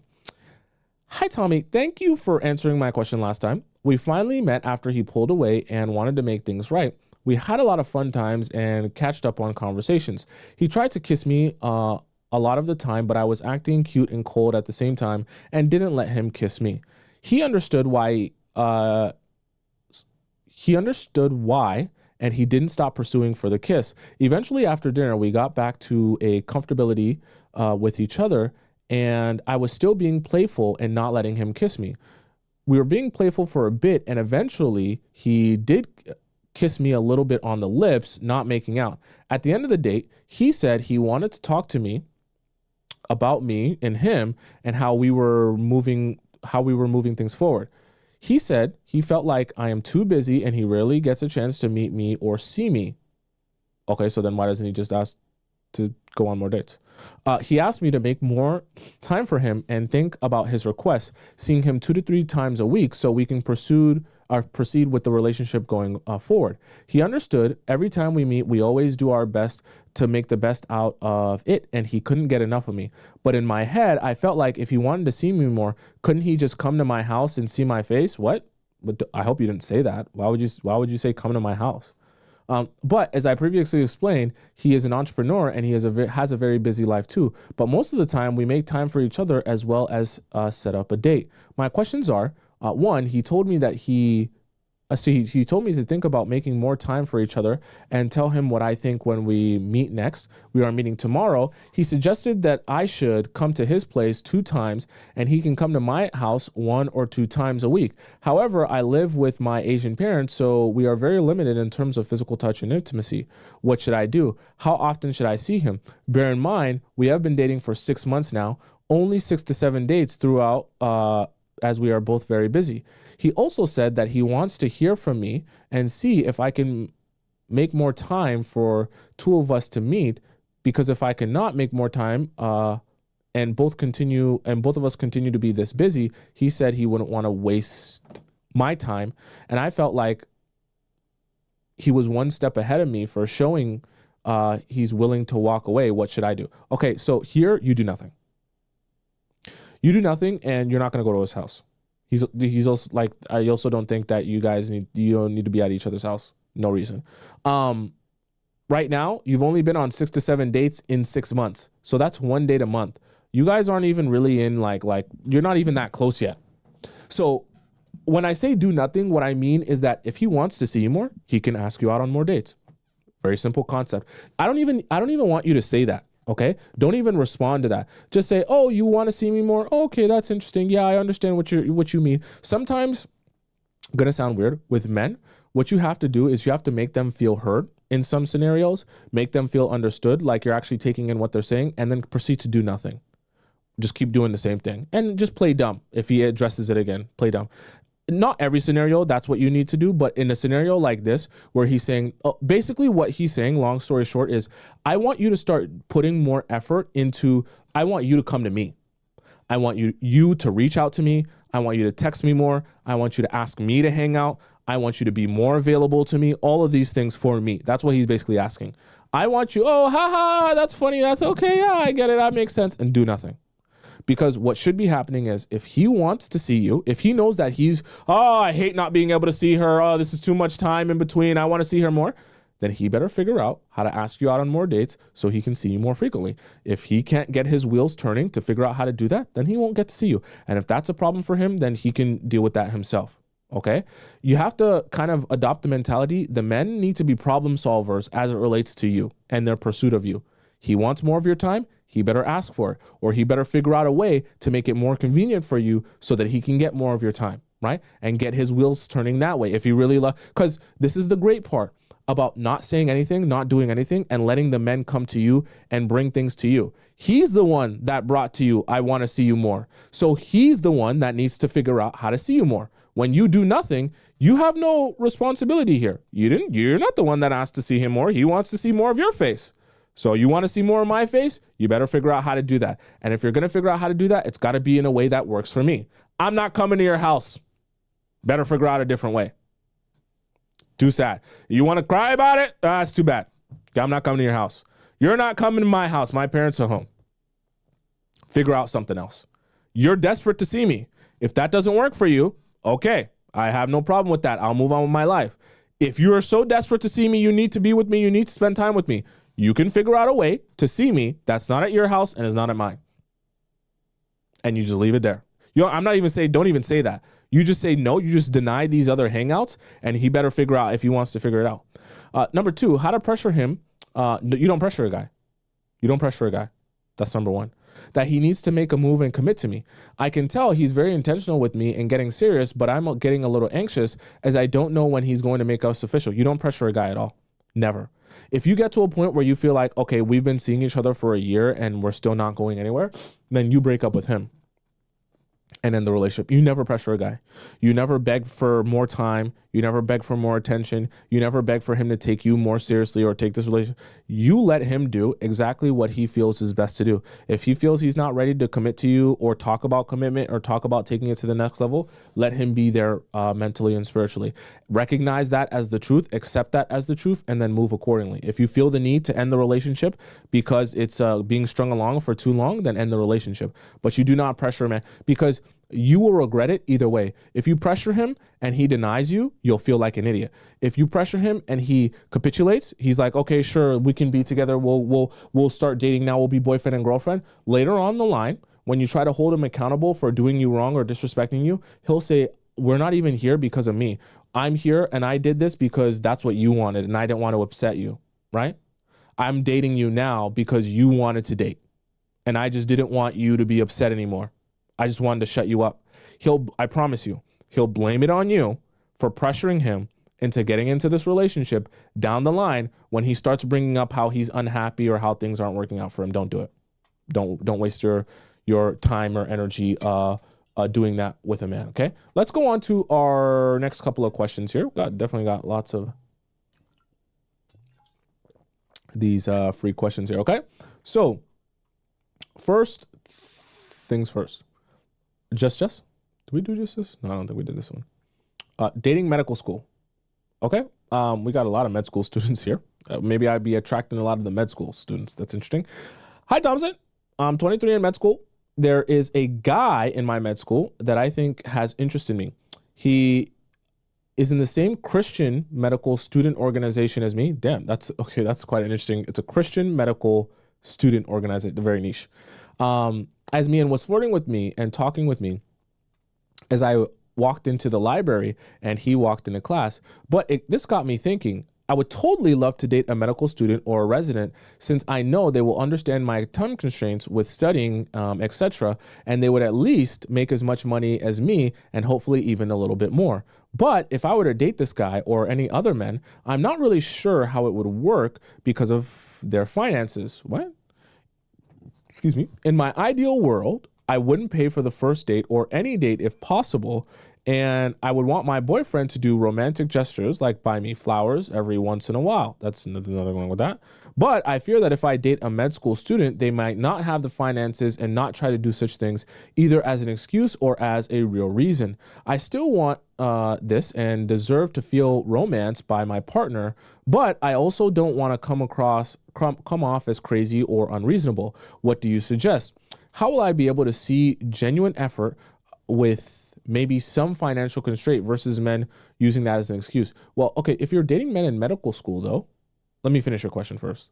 How do I prevent medical school students from using the excuses of time and money? Like obviously in medical school, those are sometimes valid reasons, but I also want to avoid men using it as a crutch to not put in any effort. Any advice? Also, how many dates is fair game for him to pay before he suggests I start paying for things? With other men, I usually like them to pay for everything, but I'm not sure if this is too far for med students. So here's the thing, Jess, from my understanding, most med school students, if they're not being supported by their parents, like, med school is not one of the things that you get into as my family is struggling and I'm going to med school to bring my family out of poverty. It kind of sounds weird, but like, med school is just too expensive for people to be pursuing it that are like, their family is cash strapped. Do you get what I'm saying? So how is it? What I'm trying to say here is, I don't think that the money issue will be like a money issue from the standpoint of the person is broke. Now, are you guys going to be going to Nobu every day? Probably not. But also ask yourself, like, what is your desired outcome here? Like, you're saying you want to pursue someone, or you would want to be in a relationship with someone ideally who's in med school. There is going to be time constraints, though. That's just the reality of life. Like, there's no version of reality for you where you'll date someone else who's also going to, assuming they're in med school, to be a doctor, that's not going to have time constraints. So I don't know what you're expecting there. As it relates to money, sure, when people are in university, they have less money, they're students, but then what do you want here? Are you looking for a relationship? If you are, and you're looking for that princess treatment, how many guys are you going to find that are in med school but also have funds extensively? Probably not many. So you're kind of asking the wrong question, because you're saying you want to date someone who can basically pay for everything, but you also don't want to date a student who doesn't have money to pay for everything. Well, then you kind of need to change the type of people that you date then. Maybe then, instead of dating medical students, you start dating doctors who are already practicing, if that's the case, because your expectations aren't aligning with the way that you're trying to go here, if that makes any sense. That's like, I'm trying to think of an equivalent for me as a man, right? But it's like, what you're expecting from the type of people you're pursuing is not necessarily realistic. I'm not saying that people in med school don't have any money, but like, if you want specifically a man who can pay for everything, then you shouldn't be going for students, period. You should be going for people who are working, because those are the people who are actually going to have funds to be able to do that stuff. The other thing about your question here is, there is nothing for you to do as it relates to like how to get a man to pursue you the right way that you like. What you need to do is, you come to your dates with your existing criteria of what works for you and what doesn't, and what you need for the future of a successful relationship. Then when you meet a guy, you're learning him and learning and understanding, how does he go about relationships? How does he approach relationships? And what are his morals and values? As you're learning him, you then decide, does this work for me? Is this in alignment with me and what I want, or is it not? You don't ever force someone to be more like the type of partner you want. You figure out what type of partner you're looking for, and then when you meet people, you learn if that person is the type of partner you're looking for or not, if they're aligned in that and with you. So, because that's the thing about, your question here is kind of structured as like, okay, how do I get them to want what I want? You don't. You find someone who already believes the same thing that you do. So when you meet your ideal partner, you should be meeting someone who is like, oh, I believe in the idea of providing for my woman. Like, I don't want her to be paying for stuff. I don't want her to have to worry about anything. I want to be able to take care of her. You should be dating someone who has that mind frame. Here's the other thing, just that I'll leave with you. The last thing to think about. You're in med school. You want to become a doctor. You also want a man who will pay for everything. I'll be real with you. Most men who want to pay for everything, the trade-off is they want a woman who is more, I'm trying to say this the right way. If a man is, let's say, going to get married to a woman, provide for everything, go to work, she doesn't pay a single bill, they're going to want to be more of a priority in their woman's life as the exchange for, hey, I pay for everything and every bill. So it doesn't mean that you won't do anything with your life, but being a doctor is very, very time constraining, to the point where it would be impossible for you to give a guy who wants to pay all the bills that same experience of like, oh, I pay all the bills, and with my free time, my woman takes care of me, or like, she's always tending to my needs or trying her best to make sure every little thing that I need is like taken care of. Not because you don't want to, but because you just don't have time, and you're definitely not going to have the energy to do that. So this is kind of the trade-off here, right? Like, you have to be thinking also and be honest with yourself, like, in what I'm looking for, what are those people looking for? Men who are willing to pay for everything. There are lots of those type of men out there like that. Like me, I love the idea of paying for everything. But if my woman's not going to have time for me because she's got this and she's got that and her schedule's just as crazy as mine, there's not really a trade-off there, right? It's yin and yang, right? So you want to be able to see your woman, touch your woman, feel your woman, be around your woman, and allow that to boost you for you to work more as a man. But if you don't have that, it's very tough to be able to say, yeah, I'm going to pay for everything. I come home, I don't even get to see my woman. That's a tough ask. So the reason I say that is because you then want to also structure what you want around how you're going to be living your life.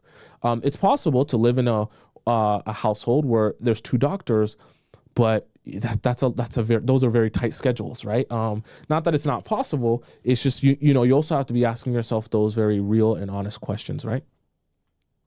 You said, understandable. I plan on only working part-time when I'm married. So these are the type of things that you want to be talking about and having discussions about when you're on the dates, right? Because if you're with a man or you find a man that has that provider mindset, that will definitely be a very important key element to making a relationship work with that type of guy, if that makes any sense.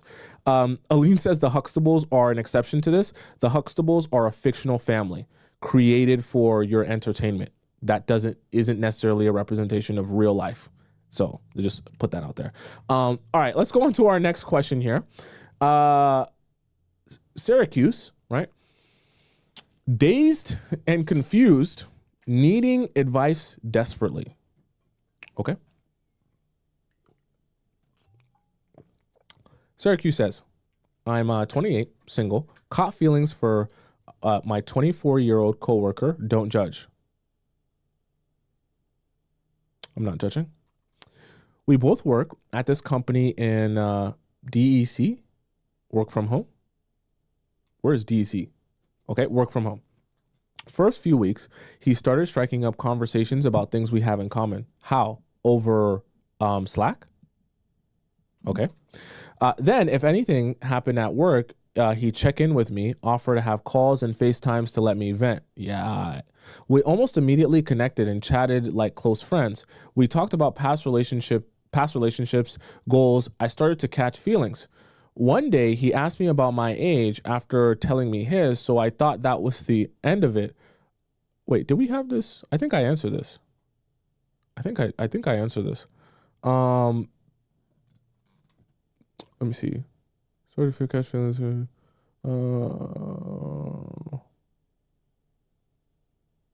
Being friendly on chats. We live in different countries. I did. I remember I answered this. I think this was a repeat. Days, I'll get the show where I answered your question because I remember this question and I'll answer it again. I'm pretty positive that I did that one. What is this? Did I do this one? This ain't in the right order. I don't think I did this one. Let me do this right now. Anniversary and birthday gifts. 26. This is from Lovely Lisa. 26, married to a 28-year-old. We dated for about 1.5 years and were engaged for almost 1.5 years. Okay, so 3 years together. Okay. We have now been married for 10 months. I haven't ever really bought my husband actual gifts for his birthday or anniversaries. Why? I usually wrote very sentimental cards, decorated his apartment, bought a cake. Oh, there's nothing wrong with that. Or sometimes even bought something small like socks or a new wallet. Okay, that's fine. There's nothing wrong with that. But I know in my last post, you said I should buy him gifts. This is what I was thinking. Please let me know your thoughts. Anniversary, a thoughtful handwritten card telling him how much I love being married to him. Sure, that's fine. Cute lingerie set. Okay. Honest question. Is your man actually into lingerie?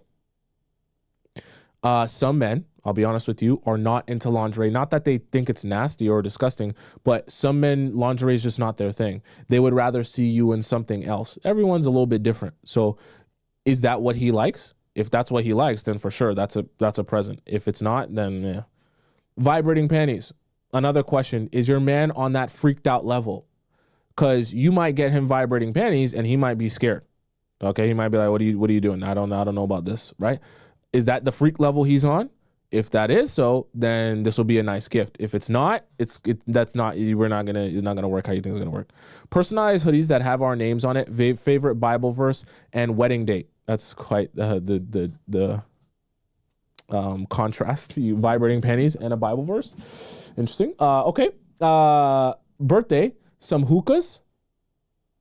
Okay. Nice comfy sneakers for our hospital shifts, about $200. A Nike Tech. Yeah. Nike Tech set, athletic wear. Sorry, Nike Tech just makes me think of YNs.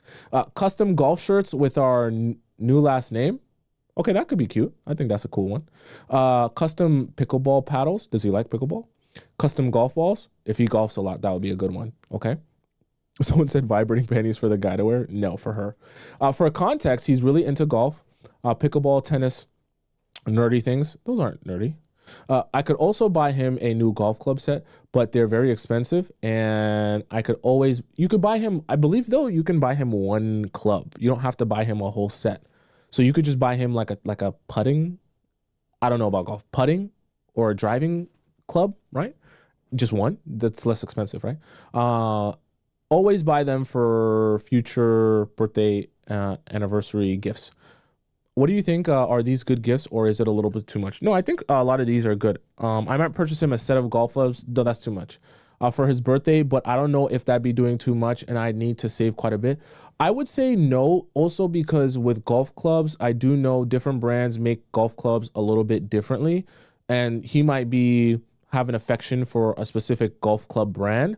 So better to get him one club and then get his commentary on what type of clubs he likes and what type of brands he likes in terms of golf clubs, so that the next time if you ever do get a set, you get exactly what he wanted and was looking for. The worst thing that can happen is you spend $2,500 on a set and it's not the brand that he likes or the type of, you know what I mean? Because all the clubs are a little bit different in the way that they're designed and things like that. Just something to think about. Okay. Let's do another question here. I want to definitely answer all you beautiful people with questions. Okay, so this one comes from Lotus. This one, yeah, we'll do this one. Random questions. Hey, Tommy. I just have a list of random questions for you because I love hearing your insights on different things. By the way, could you please one day do a solely Q&A Discord episode? I'll put it on my board. Is forgiving a cheating partner always a bad idea, or are there circumstances where you can move on? I always hear the argument that maybe if they were going through a difficult time like stress or grief, then maybe it may be possible to move forward. But the argument is, if your partner's way of coping with a difficult time is by cheating, then what happens the next time they have a difficult time? Personally, I don't think I could ever forgive someone for cheating, regardless of the circumstances. This is a case-by-case basis, and I think the most important factor on this is accountability. So do accountability from the standpoint of, if they cheated, did they come to you and tell you about this before you ever found out or had any clue? Or did you find out, have some clues, and then they got caught and then they admitted to it? Or you literally flat out caught them by putting all of the pieces together and then you found out that way? That, I think, is one of the biggest deciding factors to whether you should even consider going on in the relationship. Because someone who comes to you and tells you about it when you literally had no way of finding it out actually feels guilty, like legitimately feels guilty and legitimately feels wrong and legitimately feels like you need to know this information. That is someone that actually feels guilty. People that tell you they feel guilty when they get caught or they get put, in the corner and then they realize they have to admit it, those people don't actually feel guilty. That's not That's not how that works. So in that scenario, I would probably, me personally, I'm different, chat, but me personally, I'm never going to stay with someone who cheats on me. As soon as I find out, it's cooked for them. I don't care who it is, but everyone's a little bit different. And I understand for a woman, it's a little bit harder to just walk away. But accountability is the biggest thing I'd say for that. Is it a red flag for men if a woman is super offline or private? Red flag. I'm talking private Instagram, less than 50 followers, doesn't post, no highlights at all. Like, you wouldn't really know what's going on in her life unless you talk to her. I always hear men say they want to grow to be low key, but like, how low key? Here's the thing. Being low key it can be good and bad. It's good from the standpoint of it allows you to keep a lot of mystery. It's also good from the standpoint that, like, if a guy ever wants to get access to you, the only way for him to get access to you is by actually talking to you or asking you out, right? So that's always a good as well. I would say there's more good than there is bad about it, because putting too much of your life online can be very, very negative for multiple different reasons, which I just won't get into it right now. But I would say if you feel like you're a private person, you like to keep things to yourself, you will maintain a lot of your mystery doing that. And for most men, they take that as like, okay, like I can take her more seriously if she's you don't have to think of it as a low key girl, because sometimes when people say low key girl, they almost think of like low maintenance, like, oh, this girl doesn't need a lot or things like that. You don't have to be low maintenance just because you're a private type of person. You don't need to share all your stuff on Instagram and for everyone to see. So just adopt the mentality that, hey, I'm confident in who I am. I don't need anything from Instagram. It doesn't benefit my life in any way to be on there, and then leave it at that. And I think that way, when you frame it that way, it portrays a whole lot of confidence that, like, I just don't need other people's validation. You know what I mean? Do you think it's worth giving a man a chance if he's pursuing properly and treating you well, but you were not initially attracted to him? What do you mean, like physically, or just in general, you never wanted him? There was a viral tweet that said, y'all allow men to be something they never allow you to be, ugly and loved. And to some extent, this is true. I feel like women are expected to value character over looks when dating, and will even be called shallow for rejecting a nice guy if he's not our type. Well, okay, no, there's a balance to that, because for you as a woman, you have to understand, there's a thing called Maslow's hierarchy of needs. I won't get into it, but the whole idea is that, like, you have particular needs that need to be met before you can move on to the next need. And until the bottom need gets addressed, you'll never care about the next following need. So for you as a woman, you have a different set of needs that are important to you in your relationships than guys do. There's nothing wrong with that. For you, having a man that can protect you, provide for you, is one of the most important elements of a relationship for you as a woman. So being with a guy who is a supermodel is not really going to benefit you that much based on what your needs are as a woman. Being with an attractive guy is obviously, you want to be attracted to your guy, but being with an attractive guy versus being with a supermodel doesn't have that much of a difference in terms of benefit. Now, being with a guy who's extremely rich versus being with a guy who has not a penny to his name, obviously that's going to affect your life a lot more as a woman. Do you get what I'm saying? What does it mean as a young woman if you only get approached by older men, like early 20s, but only get approached by men in their 40s? Is something wrong about the way we present ourselves, or are older men just more thirsty? I don't think it has as much to say about you. It might just be the places that you're hanging out. If it has a generally older crowd, then obviously you're going to have older men approaching you. I'm sure if you're an attractive woman in your 20s and you go to a club or a bar, you're going to have younger men approaching you. If you go to country clubs or you're around places where there's more adult people, then you're going to have older men approaching you. You could also give off the sugar baby vibe, which is possible. Sugar babies is not, it just means you're attractive, you're young, you look good, you look expensive. Sugar baby vibes. Do rich men care about what job a woman has? Absolutely not. If they find a woman attractive, but she works a regular job like bartending, would they still be interested in her, or would they take her less seriously as a potential girlfriend or wife? I think bartending, only taking her less serious because that's a job where your job is to flirt with people, and definitely guys. Like, not that you have to be inappropriate, but like, you definitely need to make guys feel good. So for some men, that might be a little bit uncomfortable, but for most rich guys, they don't care about what you do from the standpoint of like, do you make money or not? So if you're a server, it doesn't really matter to them. Most if they're super rich, they'll just be like, just quit your job and be with me. So I don't think it matters that much, to be honest.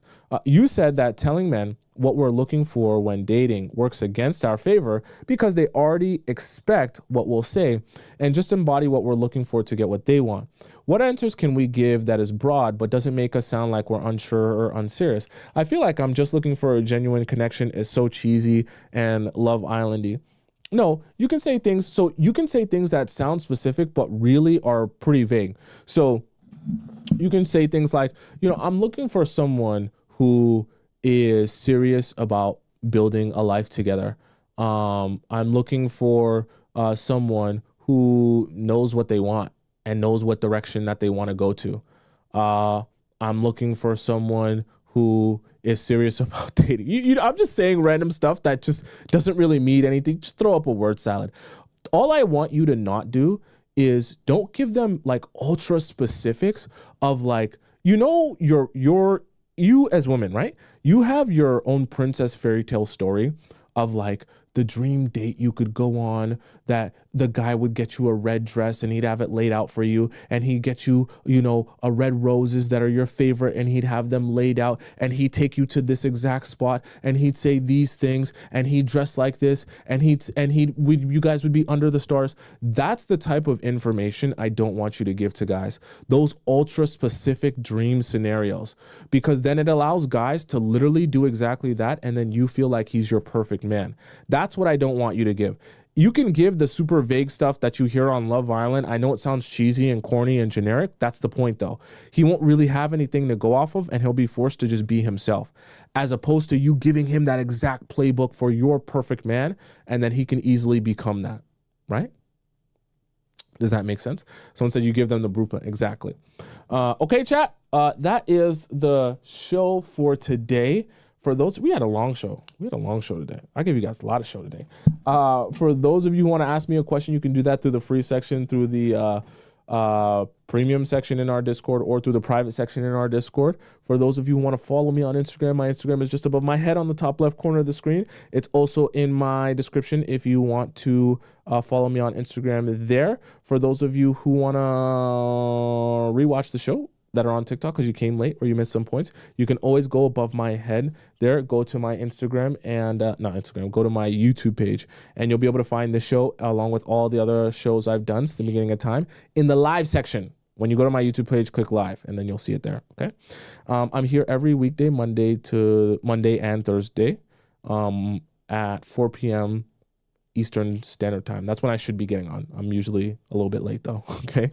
But I'll be here again on Thursday at 4 p.m. Eastern Standard Time. So until we meet again, I bid you adieu. Hasta la vista. Sayonara. Ciao. Salam. Adios. Arrivederci. Can't think of any other ones. Bon voyage. And I'll see you again on Thursday at 4 p.m. Eastern Standard Time. Okay. Bye for now.